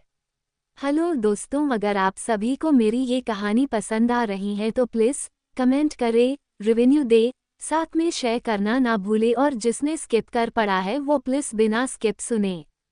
25 टिप। जैसे ही बाथरूम का डोर खुलता है, ठीक वैसे ही एक लड़की अपने बदन पर बाथ टॉवेल लपेटे बाहर आती है और जैसे ही उसकी नज़र अपने सामने खड़े सिया और अपने बॉयफ्रेंड पर जाती हैं, उसकी आंखें हैरान हो जाती हैं और वो गुस्से में आकर जोर से चिल्ला पड़ती है। क्या हो रहा है यहाँ पर? उस आवाज को सुनकर सिया डर जाती हैं और डरते हुए ही उस लड़की की तरफ देखती हैं। तो वो लड़का वो मुस्कुराते हुए ही अपनी गर्लफ्रेंड को देख उसकी तरफ जाते हुए बोला, आ गई तुम जान, अच्छा हुआ तुम आ गई। वो लड़का मुस्कुराते हुए बोला, तुम इस लड़की के साथ क्या कर रहे थे? वो लड़की वापस गुस्से में सिया को देख ऐसे बोली जैसे सिया उससे उसके बॉयफ्रेंड को छीन लेना चाहती हो। रिलैक्स जान, में तो बस इसे टिप दे रहा था रूम क्लीन करने के लिए और तुम्हारे लिए ड्रेस लाने के लिए। वैसे भी इसे देखकर तुम्हें लगता है कोई भी मर्द इस लड़की की तरफ अट्रैक्ट भी हो सकता है। वो लड़का सिया का मजाक बनाते हुए बोला। अपने बॉयफ्रेंड की बात सुन वो लड़की भी सिया को देखती है और उसे देख खुद भी मुस्कुराते हुए ही बोली, यू आर राइट बेबी, इसने इस रूम को क्लीन किया और मेरे लिए ड्रेस लाई, इस हिसाब से मुझे भी इसे टिप देनी चाहिए। इतना बोल वो लड़की अपने पर्स से कुछ पैसे निकालती और उन्हें गिनने लगती हैं। 1 2 3 4 ऐसे ही नोट गिनने के बाद वो उन नोटों को सिया के पास आकर उसका दूसरा हाथ पकड़ उसके हाथ पर उन नोट को रख अजीब तरह से बोली, ये लो और जाकर किसी पार्लर में अपना मेकओवर करवा लेना, इतने पैसे काफ़ी होंगे उसके लिए। इतना बोल वो लड़की घमंड से सिया को देखती हैं। सिया इस लड़की को अच्छी तरह से जानती थी। ये लड़की एक समय में इसी होटल में उसके साथ सर्वेंट स्टाफ का काम किया करती थी, मगर एक दिन किसी अमीर आदमी के साथ रात बिताने के बाद उसे काफ़ी मोटी रकम मिली और उसने इस जॉब को छोड़ दी और अब उसका यही काम बन गया था, अमीर लड़कों को अपने हुस्न के जाल में फंसाना और उनसे पैसे लेकर उन्हें छोड़ देना। सिया कुछ भी नहीं बोलती है, बस उन पैसों को रख लेती है। वैसे भी हाथ आई लक्ष्मी को मना करना बेवकूफ़ी वाला काम है। सर, मैडम, क्या मैं जाऊँ? सिया नजरें झुका कर बोली, हाँ जाओ, वैसे भी तुम्हारी शकल देखकर मुझे उल्टी आने का मन कर रहा है। वो लड़की गंदा सा मुंह बनाकर बोली। सिया भी जल्दी से रूम से निकल जाती है और हाथ में बंधी घड़ी की तरफ देखती है। उसकी शिफ्ट अब खत्म हो चुकी थी, जिसे देखकर वो चेंजिंग रूम में चली जाती हैं। चेंजिंग रूम में पहले से ही कुछ लड़कियां थी, जिनमें कुछ नाइट शिफ्ट वाली तो कुछ मॉर्निंग शिफ्ट वाली थी। वो सारी ही आपस में बातें कर रही थी। क्या तुमने सुना है हमारे होटल में को बड़ा और अमीर क्लाइंट आने वाला है जो इस होटल के लिए काफ़ी ज़्यादा ज़रूरी है? हाँ, मैंने भी सुना तो है, मगर वो कौन है ये मुझे नहीं पता क्योंकि उसकी डिटेल सीक्रेट रखी गई है, पर इतना पता है वो काफ़ी ज़्यादा अमीर इंसान है। हम अमीर तो होगा ही, जब इतना इम्पोर्टेंट है तो अमीर होना तो बनता ही है। मैं तो सोच रही किसी तरह से मुझे उसके रूम में जाने का मौका मिल जाए और वो मेरे हुस्न के जाल में फंस जाए, उसके बाद मुझे भी इस होटल में सर्विस स्टाफ की जॉब नहीं करनी होगी, एक लड़की इतराते हुए बोली। सिया उन सब की बातों को सुनती है पर गौर नहीं करती हैं। वो तो अपने कपड़ों को बदल कर घर वाले नॉर्मल कपड़े पहन कर वहाँ से बाहर निकल जाती है।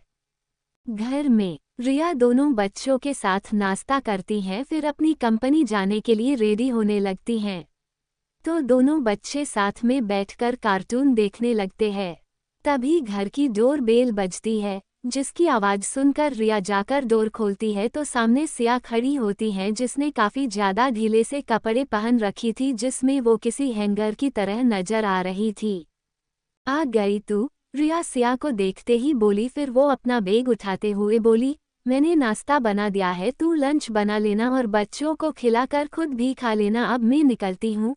इतना बोल रिया सिया के गले लगती हैं और दोनों बच्चों के गालों पर किसकर उन्हें बाय बोलती है। बाय मम्मा, बाय मासी, दोनों बच्चे एक साथ बोले। रिया भी प्यार से दोनों को एक नज़र देखकर वहाँ से चली जाती हैं। सिया भी थक गई थी, जिस कारण वो सोफे पर बैठकर अपनी आंखों को बंद कर लेती हैं। मम्मा पानी, आंसू एक ग्लास में पानी लाकर सिया को देखकर बोली। थैंक्स हूँ, सिया धीरे से बोली और उस पानी को पी गई। फिर वो दोनों बच्चों को प्यार से देख धीमी आवाज में बोली, मैंने आप दोनों के लिए पेस्ट्री लाई है। इतना बोल वो बैग से एक पर्स निकालकर उन दोनों के सामने कर देती हैं। वो पेस्ट्री मासी, ये तो मेरी फेवरेट है, भव्य खुश होकर बोला। और सिया के गले लग गया। आंसू भी जल्दी से अपनी मम्मा के गले लग गई। तो सिया भी दोनों को प्यार से अपनी बाहों में थाम लेती हैं। दूसरी तरफ रिया जैसे ही अपने ऑफिस पहुंचती हैं, ठीक वैसे ही वो जल्दी से अपने केबिन की तरफ भागती है। मगर वो अपने केबिन में जा भी पाती उससे पहले ही एक लड़की आकर उसका रास्ता रोक लेती हैं, जिसकी इस हरकत पर रिया उसे हैरानी से देखने लगती हैं। इस तरह से क्या देख रही हो, मैनेजर ने बुलाया है, वही बताने आई हूँ मैं, वो लड़की डेविल मुस्कान लिए बोली। मैनेजर का नाम सुनते ही रिया डर जाती है और डर भरी नजरों से उस लड़की को देखने लगती हैं। 26 रिया को परेशान करना। रिया जैसे ही अपने ऑफिस पहुंचती हैं, ठीक वैसे ही वो जल्दी से अपने केबिन की तरफ भागती है। मगर वो अपने केबिन में जा भी पाती उससे पहले ही एक लड़की आकर उसका रास्ता रोक लेती हैं, जिसकी इस हरकत पर रिया उसे हैरानी से देखने लगती हैं। इस तरह से क्या देख रही हो, मैनेजर ने बुलाया है, वही बताने आई हूँ मैं, वो लड़की डेविल मुस्कान लिए बोली। मैनेजर का नाम सुनते ही रिया डर जाती है और डर भरी नजरों से उस लड़की को देखने लगती हैं। मुझे ऐसे क्या देख रही हो, जाओ और मैनेजर से मिलो, क्या पता वो तुम्हें जॉब से निकालने की बात करने के लिए बुला रही हो। वो लड़की अपने चेहरे पर एक अलग ही शैतानी चमक लिए हुए ही बोली। तुम बोलना क्या चाहती हो और तुम्हारे बोलने का मतलब क्या है? मैनेजर मुझे क्यों जॉब से निकालने लगी, वो भी बिना किसी गलती के? मैंने तो कुछ किया भी नहीं जो मैनेजर मुझे निकाले, वो भी जॉब से। और जहाँ तक मुझे याद है मैंने आज तक अपने हर एक काम की बखूबी से किया है, फिर वो किसी क्लाइंट को संभालना हो या फिर किसी की शादी होस्ट करना हो, मैंने हर एक काम अच्छी तरह से किया है। तो तुम मुझे इस तरह से डरा नहीं सकती हो, न ही मुझे इस तरह से धमका सकती हो। रिया उस लड़की को देखकर बोली। और रियली तुम्हें लगता है तुमने सही से काम किया है, तो जाओ और जाकर मैनेजर से मिलो, क्या पता वो तुम्हें समझा सके तुमसे गलती क्या हुई है, वो लड़की बोली और मुस्कुराते हुए ही उस जगह से अपने डेस्क पर चली गई। रिया भी एक लंबी और गहरी सांस लेते हुए ही मैनेजर के केबिन की तरफ बढ़ जाते हैं। मे आई कम इन सर? रिया मैनेजर के केबिन के बाहर जाकर डोर पर नोक कर बोली। कम इन, अंदर से आवाज आई। उस आवाज को सुनकर रिया केबिन के अंदर चली जाती हैं और अपने सामने मौजूद मैनेजर को देखती है, जो अपने काम पर लगा हुआ था। उस मैनेजर को देखकर रिया धीरे से ही बोली, सर आपने मुझे बुलाया, क्या कोई जरूरी काम है? रिया की बात सुनकर मैनेजर अपनी नजरें उठाकर उसे देखता है और मुस्कुराते हुए ही बोला, रिया तुम खड़ी क्यों हो, बैठो। इतना बोलकर वो रिया को बैठने का इशारा करता है। रिया भी उसकी बात सुनकर बैठ जाती हैं। रिया, मुझे मिस्टर आहूजा का कॉल आया था और उन्होंने कहा है तुमने जिस डेट से उन्हें मिलाया था, 6 महीने साथ रहने के बाद उन्होंने डिसाइड किया है वो शादी करना चाहते हैं। उन्होंने तुम्हें कॉल किया था पर शायद तुम्हारा नंबर नहीं लगा, जिस कारण उन्होंने मुझे कॉल किया और उन्होंने मुझे कहा है तुम उनसे मिल लो ताकि तुम उनके साथ शादी की तैयारी के बारे में डिसाइड कर लो, साथ ही तुम ही उनकी शादी भी होस्ट करोगी, मिस्टर आहूजा ने कहा है। मैनेजर की बात सुनकर रिया मुस्कुराते हुए ही बोली, सॉरी सर, मुझे लगता है मेरा मोबाइल स्विच ऑफ हो गया था, जिस कारण मैं कॉल लग नहीं पाया। मैं अभी मिस्टर आहूजा से बात कर लेती हूँ, आप फिक्र मत करिए। और मुझे लगता है मुझे उनके साथ एक मीटिंग फिक्स करनी होगी ताकि हम सामने से बैठकर अच्छी तरह से बात कर सके। साथ ही मिस्टर आहूजा हमारी कंपनी के काफ़ी बड़े और ज़रूरी क्लाइंट है, तो उनकी शादी से जुड़ी हर एक छोटी से बड़ी सारी बातों को हमें अच्छी तरह से ध्यान में रखना होगा और उन्होंने अच्छे से खुश रखने की कोशिश भी करना होगा। रिया कुछ सोचकर बोली, ठीक है तुम बात कर लो और उनसे मिलने चली जाओ, और हाँ, जब तक ये शादी नहीं हो जाती तब तक तुम कोई और केस हैंडल नहीं करोगी, क्योंकि सबसे ज़्यादा ज़रूरी हमारे लिए मिस्टर आहूजा और उनकी शादी है। समझी तुम? जी सर, मैं समझ गई। इतना बोल रिया केबिन से बाहर निकल जाती है और अपने केबिन की तरफ बढ़ जाती है। रिया जैसे ही अपने केबिन में जाने को होती हैं, ठीक वैसे ही वो लड़की वापस से उसका रास्ता रोककर खड़ी हो जाती हैं और रिया को वापस से देखने लगती हैं। क्या प्रॉब्लम है तुम्हारी? इस तरह से तुम क्यों बार बार मेरे सामने आकर मेरा रास्ता क्यों रोक रही हो? रिया इस बार गुस्से में बोली। तुम क्यों इतना गुस्सा कर रही हो? और ये बताओ, तुम्हें इतना समय क्यों लग गया मैनेजर सर के केबिन में? इतना बोल वो लड़की हैरानी से ही रिया को देख रही होती हैं। तुम्हें क्या लगता है मैं क्या कर रही थी? रिया उल्टा उस लड़की से सवाल करते हुए बोली। तुम सोचती रहो मैं अंदर क्या कर रही थी और क्या नहीं, पर मुझसे दूर हटकर सोचो। वैसे भी मेरे पास तुम्हारे ऊपर वेस्ट करने के लिए समय नहीं है, मेरे पास वैसे ही काफ़ी सारे काम है, सो मुझे मेरा काम करने दो। इतना बोलकर रिया अपने केबिन में चली जाती है और वो लड़की गुस्से में बस यूं इतना ही बोल रह जाती हैं। मगर रिया वो तो उस लड़की को पूरी तरह से इग्नोर कर अपने काम में लग जाती है और मिस्टर आहूजा से कॉलकर मीटिंग फिक्स करती हैं। दूसरी तरफ सिया फ्रेश होने के बाद नाश्ता करती हैं और कपड़ों को धोकर उन्हें सुखा देती हैं।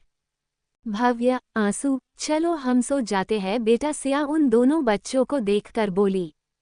आप आराम करो मम्मा, आप नाइट शिफ्ट कर आई हो, आपको आराम करने की जरूरत है, हमें नहीं। आंसू सिया को देखकर बोली। मासी, आपकी आंखें देखकर लग रहा है जैसे आपको काफी ज्यादा नींद आ रही है, तो एक काम करिए, आप खुद है सो जाइए, जब हम खेल कर थक जाएंगे तब आपके पास आकर सो जाएंगे। उन दोनों ही बच्चों की बात सुनकर सिया बस हाँ में सर हिलाती है और सो जाती हैं। वैसे भी वो सच में काफ़ी ज़्यादा थक चुकी थी और उसे अब नींद भी जोरों से आ रही थी। सिया अपने कमरे में जाकर बेड के साइड रखे टेबल से अपनी दवाई उठाकर उसमें से दवाई निकालकर खाती है और पानी पीने के बाद लेट जाती है। बेड पर लेटते ही सिया की आंखें लग जाती हैं और वो गहरी नींद में चली जाती है। इधर हॉल में आंसू पेंटिंग कर रही होती है और भव्य उसके पास ही बैठा खिलौने से खेल रहा होता है। आंसू दीदू, आप बड़ी होकर क्या बनोगी? भव्य खेलते हुए ही बोला।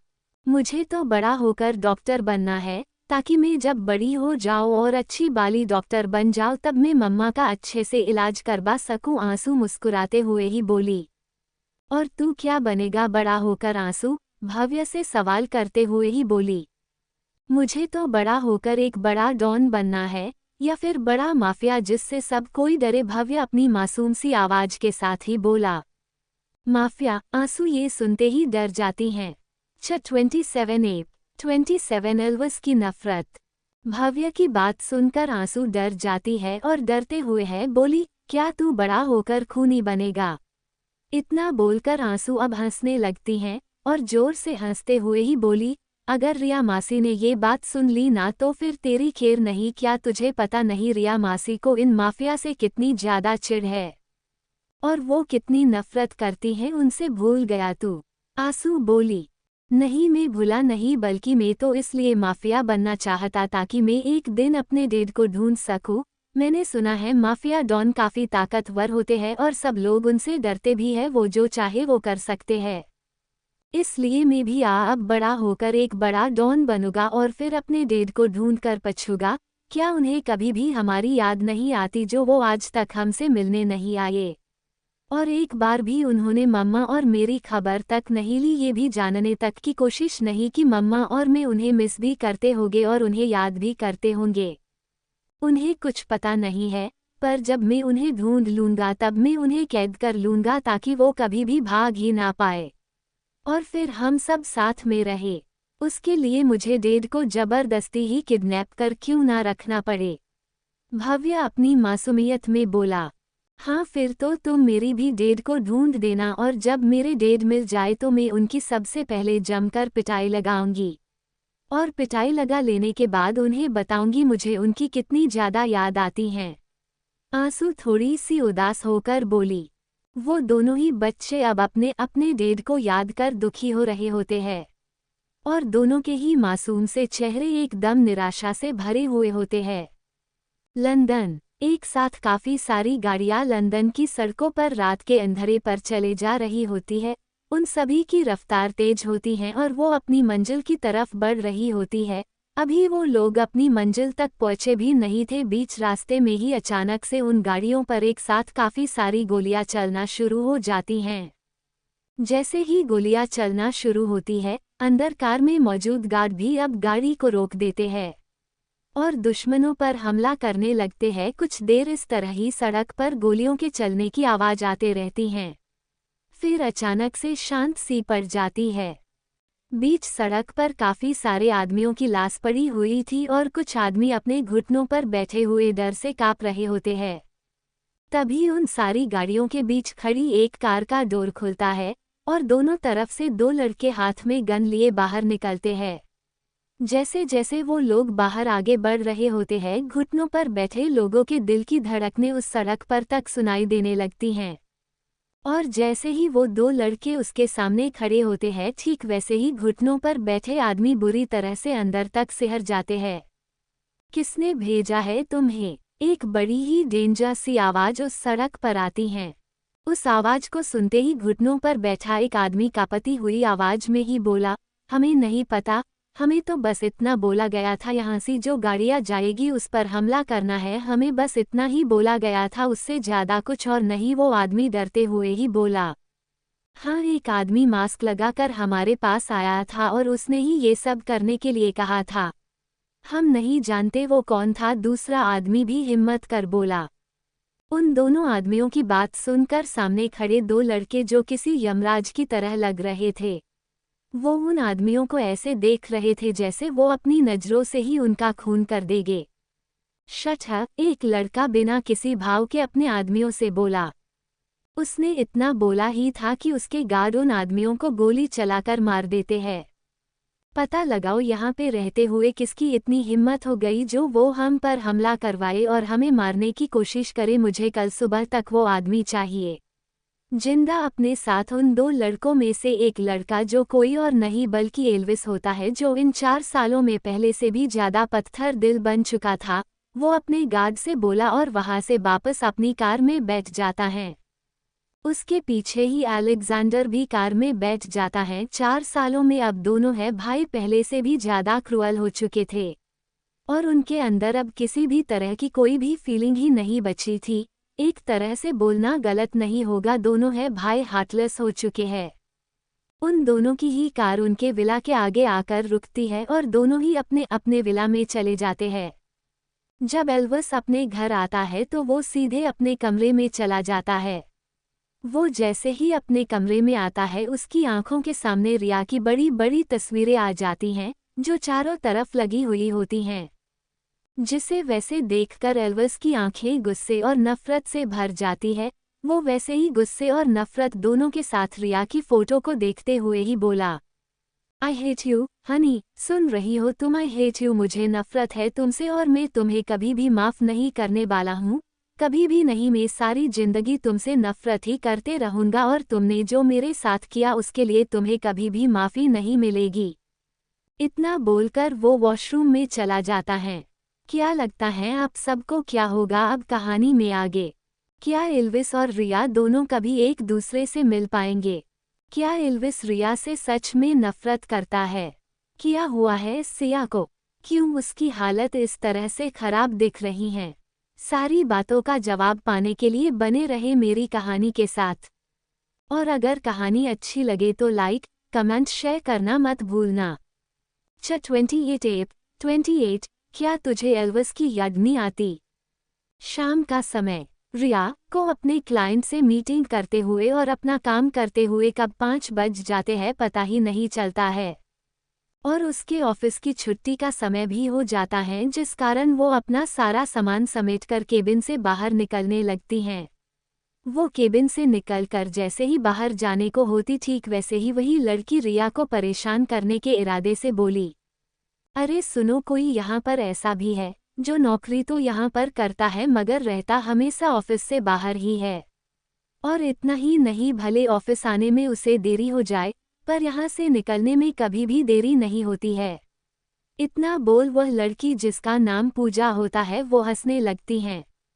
रिया जो आगे बढ़ रही थी उसके कदम उस लड़की की बात सुनकर रुक जाते हैं और वो एक नज़र उस लड़की को देखकर अपने मोबाइल में कुछ टाइप करते हुए ही बोली, मुझे कुत्तों के मुंह लगने का कोई भी शौक नहीं है।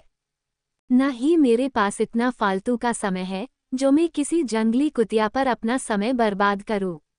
इतना बोलकर रिया मोबाइल अपने पेंट के पॉकेट में रखती हैं और वहां से जाने लगती हैं।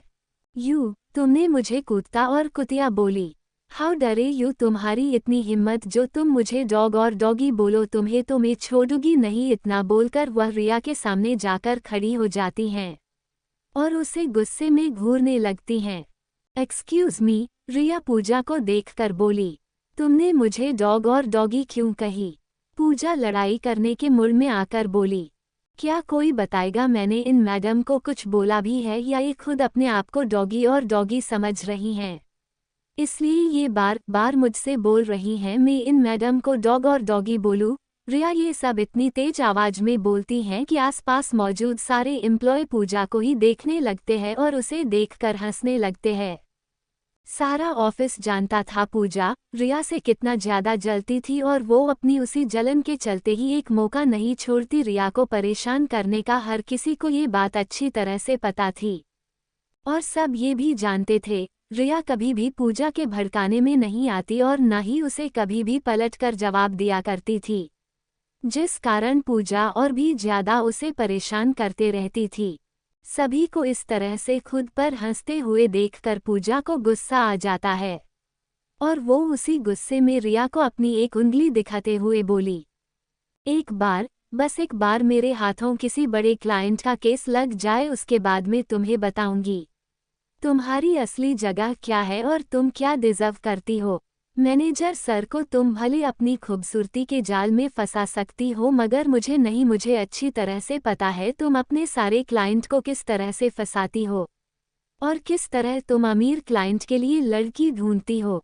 तड़ाक! अभी पूजा ने अपनी बात खत्म की भी नहीं थी उससे पहले ही रिया ने एक जोर का थप्पड़ पूजा के गालों पर जड़ दिया और उसे गुस्से में ही घूर कर देखने लगी। आसपास मौजूद सारे ही लोग इस नज़ारे को देखकर एकदम हैरान से रह जाते हैं। तो पूजा अपने गाल पर अपना एक हाथ रख गुस्से में चिल्लाई, तुमने मुझ पर हाथ कैसे उठाए? तुम्हारी हिम्मत कैसे हुई मुझ पर हाथ उठाने की? पूजा अभी इतना बोल ही रही थी उतने में ही रिया एक और थप्पड़ उसके गाल पर जड़ जोर से चिल्लाए, ऐसे अब तुम्हें पता चल गया मैंने कैसे थप्पड़ मारी या अभी भी बाकी है जानना? रिया चेहरे पर डेविल मुस्कान लिए बोली, तुम्हें तो मैं देख लूंगी। पूजा गुस्से में चिल्लाई, अच्छी तरह से देख लेना, मैं तुमसे हर चीज में बेहतर हूँ और खूबसूरत भी, और अगर मेरी ब्यूटी को देखकर कोई भी मुझे अपनी शादी की जिम्मेदारी देता है या मेरी काबिलियत देख कर देता है इससे तुम्हें कोई मतलब नहीं होना चाहिए। पर हाँ, एक बात बोलूं, तुम ना खुद इस जॉब को छोड़कर चली जाओ वरना मैं मैनेजर सर से बात करूंगी। उन्हें तुम्हारी जैसी यूजलेस एम्प्लॉय चाहिए या मेरी जैसी काबिल? रिया अपने बाल झटकते हुए बोली। रिया की बात सुनकर पूजा डर जाती हैं मगर अपने डर को अंदर ही दबाकर बोली, मैं तुम्हें देख लूंगी।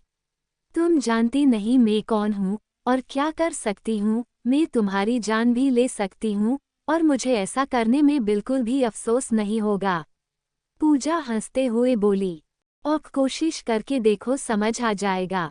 मेरी जान इतनी सस्ती नहीं जो तुम ले सको, और हाँ, तुम्हें मरने का इतना ही शौक है तो मैं कुछ भी नहीं कर सकती हूँ। इतना बोलकर रिया वहां से निकल जाती है पर पूजा गुस्से का घुट पीकर रह जाती है। रिया इन 4 सालों में काफी ज्यादा बदल गई थी। उसने अपने बेटे को जन्म देने के बाद से ही कराटे क्लास शुरू की, खुद को पूरी तरह से बदलने के लिए काफ़ी सारी मैगज़ीन पढ़ी, काफ़ी कुछ किया ताकि वो अपने बच्चों को और खुद के साथ सिया को प्रोटेक्ट कर सके। आज की रिया लोगों की बातों को सुनने वाली नहीं बल्कि उन्हें करारा जवाब देने वाली थी, जो लड़ना जानती थी और जो उसे या उसके परिवार को परेशान करे उन्हें सबक सिखाना भी जानती थी। घर सिया की शिफ्ट 8 घंटे की होती हैं मगर वो 4 घंटे एक्स्ट्रा काम करती हैं ताकि उसे ज़्यादा सैलरी मिल सके, इसलिए वो 8 बजे होटल जाने के लिए निकल जाया करती थी। अभी बस शाम के 6 ही बजने वाले थे और सिया खाना बनाने की तैयारी कर रही थी। तभी रिया बाहर से ही डोर खोलकर घर के अंदर आती हैं। आंसू और भव्य जो हॉल में ही खेल रहे थे, जब उनकी नज़र रिया पर पड़ती है तो वो दोनों खुश होकर रिया को देखने लगते हैं। तो सिया भी उसे ही देखने लगती हैं, साथ ही वह सब्जी भी काट रही होती हैं। मम्मा आप आ गई, भव्य खुशी से चहकते हुए बोला। हाँ, मैं आ गई और देखो तुम दोनों के लिए मैं चॉकलेट भी लेकर आई हूँ।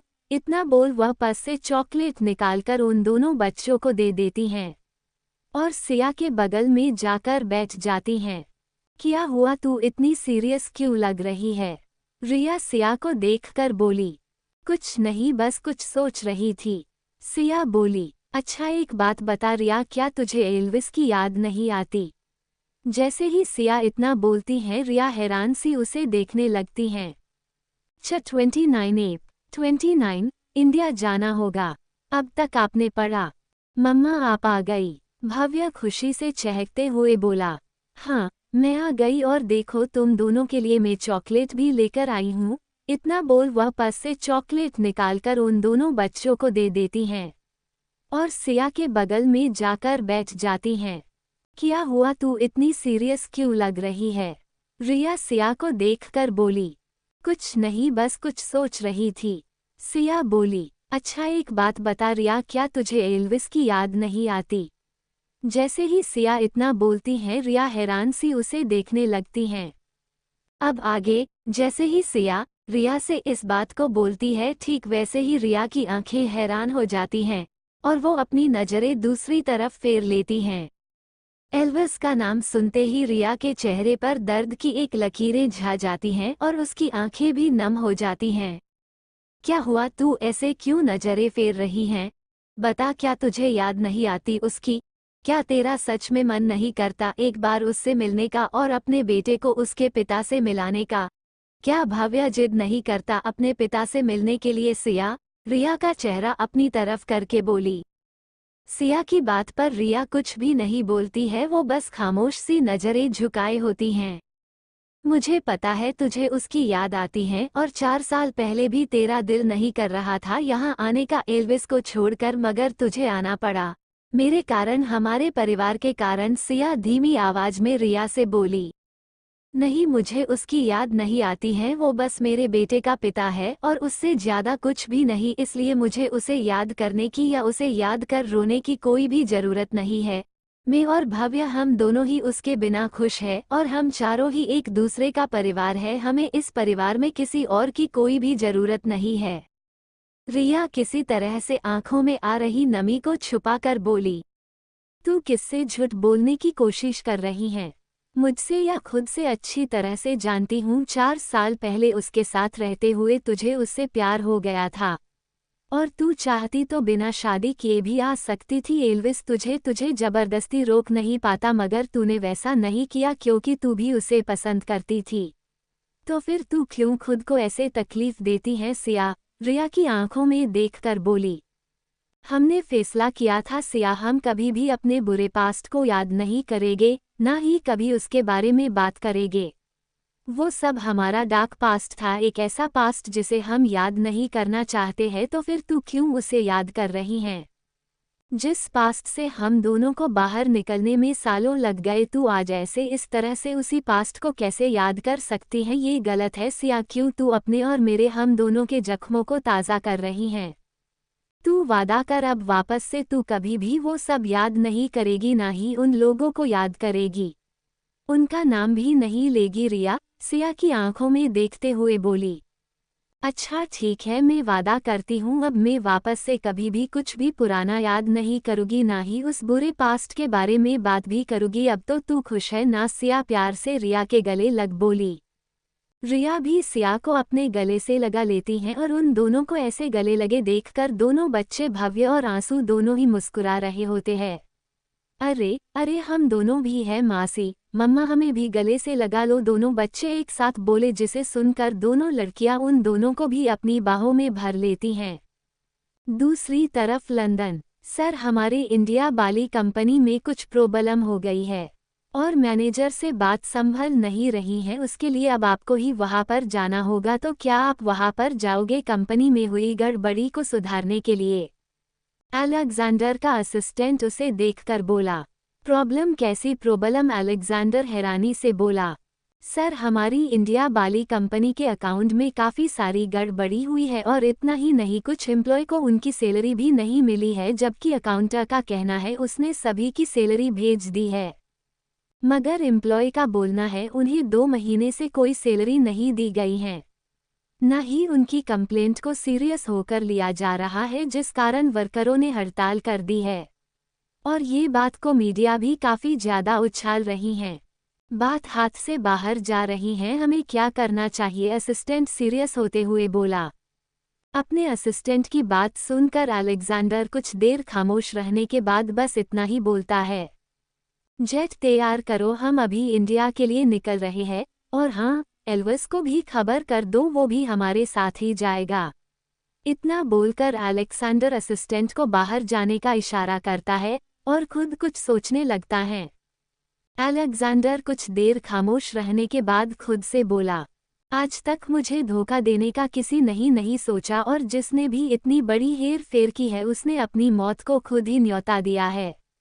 तुम जो भी हो, अब तुम्हें मुझसे कोई भी नहीं बचा पाएगा। तुम्हें अपने किए की सजा मिलकर रहेगी, और जो गलती तुमने की है उसकी बस एक ही सजा होगी, और वो सजा होगी मौत। इतना बोल अलेक्जेंडर गुस्से में ही अपने हाथों की मुट्ठियों को कसकर बांध लेता है, कर किसी तरह से अपने गुस्से को शांत करने की कोशिश करते हुए खुद से ही बोला, एल्विस मेरे भाई, मुझे पता है तू इंडिया जाना चाहता था मगर कभी भी गया नहीं। हर बार तूने खुद को रोक लिया, पर अब और नहीं, अब तू मेरे साथ इंडिया जाएगा। मगर हम जल्दी से जाकर जल्दी ही वापस आ भी जाएंगे। एल्विस का ऑफिस। एल्विस अपने केबिन में बैठा काम कर रहा था, तभी उसके केबिन के डोर पर नॉक करने की आवाज आती है, जिसे सुनकर एल्विस बिना नजरें उठाए ही बोला, कम इन।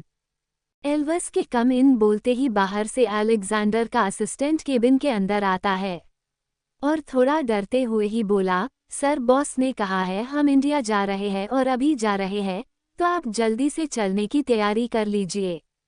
असिस्टेंट की बात सुनते ही एल्विस की आंखें हैरानी से फैल जाती हैं और वो वैसे ही हैरान होकर बोला, व्हाट?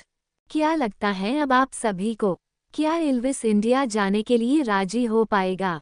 क्या रिया से एल्विस और सिया से अलेक्जेंडर वापस से टकराएंगे? 30 अब हम कभी नहीं माइलेज। अब तक आपने पढ़ा। एल्विस अपने केबिन में बैठा काम कर रहा था, तभी उसके केबिन के डोर पर नॉक करने की आवाज आती है, जिसे सुनकर एल्विस बिना नजरें उठाए ही बोला, कम इन। एल्विस के कम इन बोलते ही बाहर से अलेक्जेंडर का असिस्टेंट केबिन के अंदर आता है और थोड़ा डरते हुए ही बोला, सर, बॉस ने कहा है हम इंडिया जा रहे हैं और अभी जा रहे हैं, तो आप जल्दी से चलने की तैयारी कर लीजिए। असिस्टेंट की बात सुनते ही एल्विस की आंखें हैरानी से फैल जाती हैं और वो वैसे ही हैरान होकर बोला, व्हाट? अब आगे? सॉरी सर, पर अलेक्जेंडर सर ने मुझसे यही कहा है, वो इंडिया जा रहे हैं और आप भी उनके साथ ही इंडिया जा रहे हो। असिस्टेंट अपना सर झुका कर बोला। असिस्टेंट की बात सुनकर एल्विस सोच में पड़ जाता है, उसे इंडिया जाना चाहिए या नहीं। इसी उधेड़ बूंद में एल्विस परेशान हो जाता है। एक तरफ उसका दिल उसे बोल रहा था उसे इंडिया जाना चाहिए, तो दूसरी तरफ उसका दिमाग उसे गवाही दे रहा था उसे इंडिया नहीं जाना चाहिए। यही सब सोचकर वो धीरे से सामने खड़े असिस्टेंट को देखकर बस एक ही शब्द बोला, ऑक। और अपनी सीट से खड़ा होकर एल्विस वहां से मतलब केबिन से बाहर निकल जाता है। कुछ ही देर में अलेक्जेंडर और एल्विस दोनों ही भाई अपने प्राइवेट जेट में बैठकर इंडिया के लिए निकल जाते हैं। दूसरी तरफ उत्तराखंड। सिया अपने होटल पहुंचती है और होटल आकर वो चेंजिंग रूम में जाकर कपड़े बदल अपने सारे कलीग के साथ ही बैठ जाती हैं, क्योंकि अभी उसे किसी भी रूम में नहीं जाना था, ना ही कोई ऑर्डर लेकर, ना ही कोई सर्विस के लिए, जिस कारण वो भी सबके साथ बैठी हुई थी। यार सिया, एक बात बता, तुझे यहाँ पर करते हुए इतने साल हो गए, क्या तुझे डर नहीं लगता? कभी किसी क्लाइंट ने तेरी शिकायत कर दी और तुझे जॉब से निकालने के बारे में बोल दिया मैनेजर से, तब तू क्या करेगी? सिया के साथ ही काम करने वाली एक लड़की उसे देखकर बोली, मैं अपना काम अच्छे से करती हूँ, कभी भी कुछ ऐसा नहीं करती जिससे कोई भी होटल में रुके लोगों को बुरा लगे। सिया काफी देर सोचकर बोली, वैसे तुझे नहीं लगता तुझे खुद के लुक पर थोड़ा ध्यान देना चाहिए? कभी खुद को देखी है तूने? तू दिखती कैसी है? तुझे देखकर ही अच्छों को तुझ पर तरस आ जाए, और वो तुझ पर खुद को तरस खाने से ना रोके। तू जिस तरह से रहती है उसे देखकर ऐसा लगता है जैसे किसी हैंगर में कपड़े लटक रहे हो। इतना बोलकर वो लड़की और उसके साथ मौजूद कुछ और लड़कियां हंसने लगती हैं।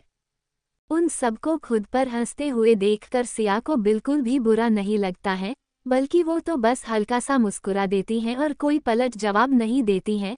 सिया की यही आदत उसके साथ काम कर रही सारी लड़कियों को अच्छी लगती थी।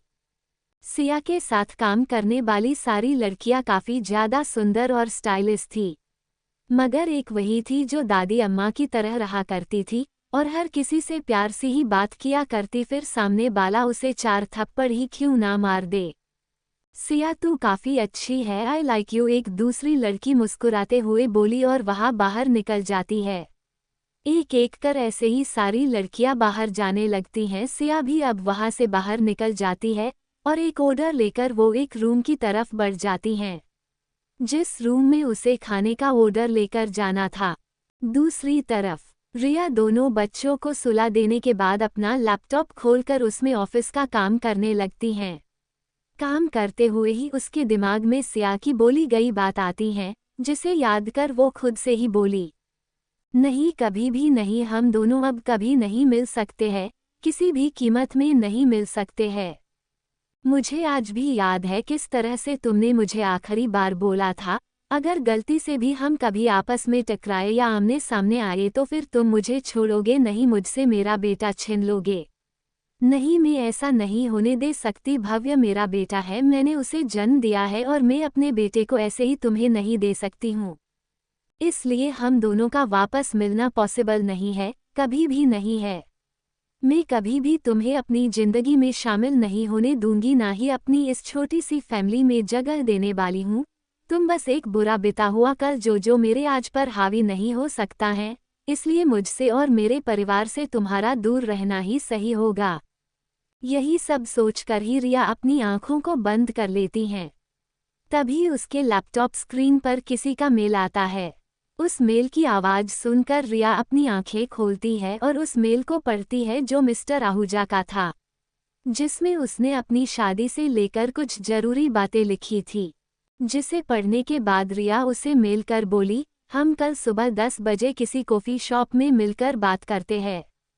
इतना लिखकर वो मेल सेंड कर देती हैं, जिसके जवाब में उसे तुरंत ही एक और मेल आता है, जिस पर लिखा था ऑक, जिसे पढ़कर वो लैपटॉप बंद कर देती हैं और कमरे में बनी खिड़की के पास जाकर खड़ी हो जाती है और ऊपर आसमान की तरफ देखने लगती हैं, जहां पर अनगिनत तारे चमक रहे थे, जिन्हें देखकर रिया के होठों पर मुस्कान आ जाती हैं। और वो काफ़ी देर तक वैसे ही उन तारों को देखते रहने के बाद दोनों बच्चों के पास आकर सो जाती है। होटल में, सर मैंने सारे रूम को अच्छे से क्लीन कर दिया है, तो क्या मैं अब जाऊँ यहाँ से? मुझे और भी रूम क्लीन करने हैं। सिया अपना सर झुकाकर अपने सामने मौजूद एक कपल से बातें करते हुए बोली, हाँ तुम जा सकती हो यहाँ से। उस कमरे में मौजूद वो कपल एक साथ बोला, जिसे सुनकर सिया हाँ में सर हिलाती है और वहाँ से जाने लगती हैं। वेट, वो लेडी सिया को देख बोली, फिर अपने पर्स से एक 500 की नोट निकाल सिया के सामने कर बोली, तुम अब तक टिप के लिए ही रुकी थी ना? तुमने अच्छे से रूम को क्लीन किया है, ये लो अपनी टिप और यहाँ से जाओ, और हम याद रखना कोई भी हमें डिस्टर्ब ना कर पाए। वो लेडी सिया को देखकर बोली, जिस मैडम मैं इस बात का पूरा ध्यान रखूंगी। इतना बोल सिया उस नोट को उठकर उस कमरे से बाहर निकल जाती हैं। सिया जब रूम क्लीन कर वहाँ से जा रही होती हैं, तब उसे एक रूम के पास से किसी के चिल्लाने की आवाज़ सुनाई पड़ती है, हेल्प, प्लीज़ हेल्प मी, कोई मेरी मदद करो। एक रूम के अंदर से एक लड़की के जोरों से चिल्लाने की आवाज़ आ रही थी। उस आवाज़ को सुनते ही सिया हैरान हो जाती है। ये आवाज़ सिया के साथ ही काम करने वाली उसकी दोस्त रश्मि की थी। जिसे सुनकर सिया डर जाती हैं और जल्दी सी डोर के पास जाकर उस डोर को धक्का देकर खोल देती हैं। डोर अंदर से खुला हुआ था, जिस वजह से वो सिया के धक्का देते ही खुल जाता है। मगर जैसे है सिया अंदर आती हैं, ठीक वैसे ही अंदर का नज़ारा देखकर उसकी आंखें हैरानी से फैल जाती है। ऐसा भी क्या देख लिया सिया ने जो अंदर के नज़ारे को देखकर उसकी आंखें हैरानी से फैल गई। आप सभी को क्या लगता है, क्या अलेक्जेंडर और एल्विस से सिया की मुलाकात हो पाएगी? क्या ये दोनों ही भाई इंडिया में उत्तराखंड ही आएंगे या कहीं और जाएंगे? ये सारे सवालों के जवाब सिर्फ मेरे पास है और अगर आप सब इन्हें जानना चाहते हैं तो जुड़े रहिए कहानी के साथ और पढ़ते रहिए मेरी लिखी रचना डेविल्स की क्रूएल्टी सिर्फ और सिर्फ पॉकेट नोवेल पर। और हाँ, एक बात और पूछनी थी, क्या अब आप सबको ये स्टोरी पसंद नहीं आ रही है जो इसके व्यू कम होते जा रहे हैं? अगर आप सबको पसंद नहीं आ रही तो आप सब मुझे बता सकते हैं, मैं इस स्टोरी को लिखना बंद कर दूंगी। तो दोस्तों, अगर आप लोगों का यही स्टोरी पसंद आए, लाइक कमेंट सब्सक्राइब ज़्यादा से ज़्यादा शेयर करें और अगला एपिसोड देखने के लिए कमेंट करें। तो दोस्तों, आज के लिए बस इतना ही।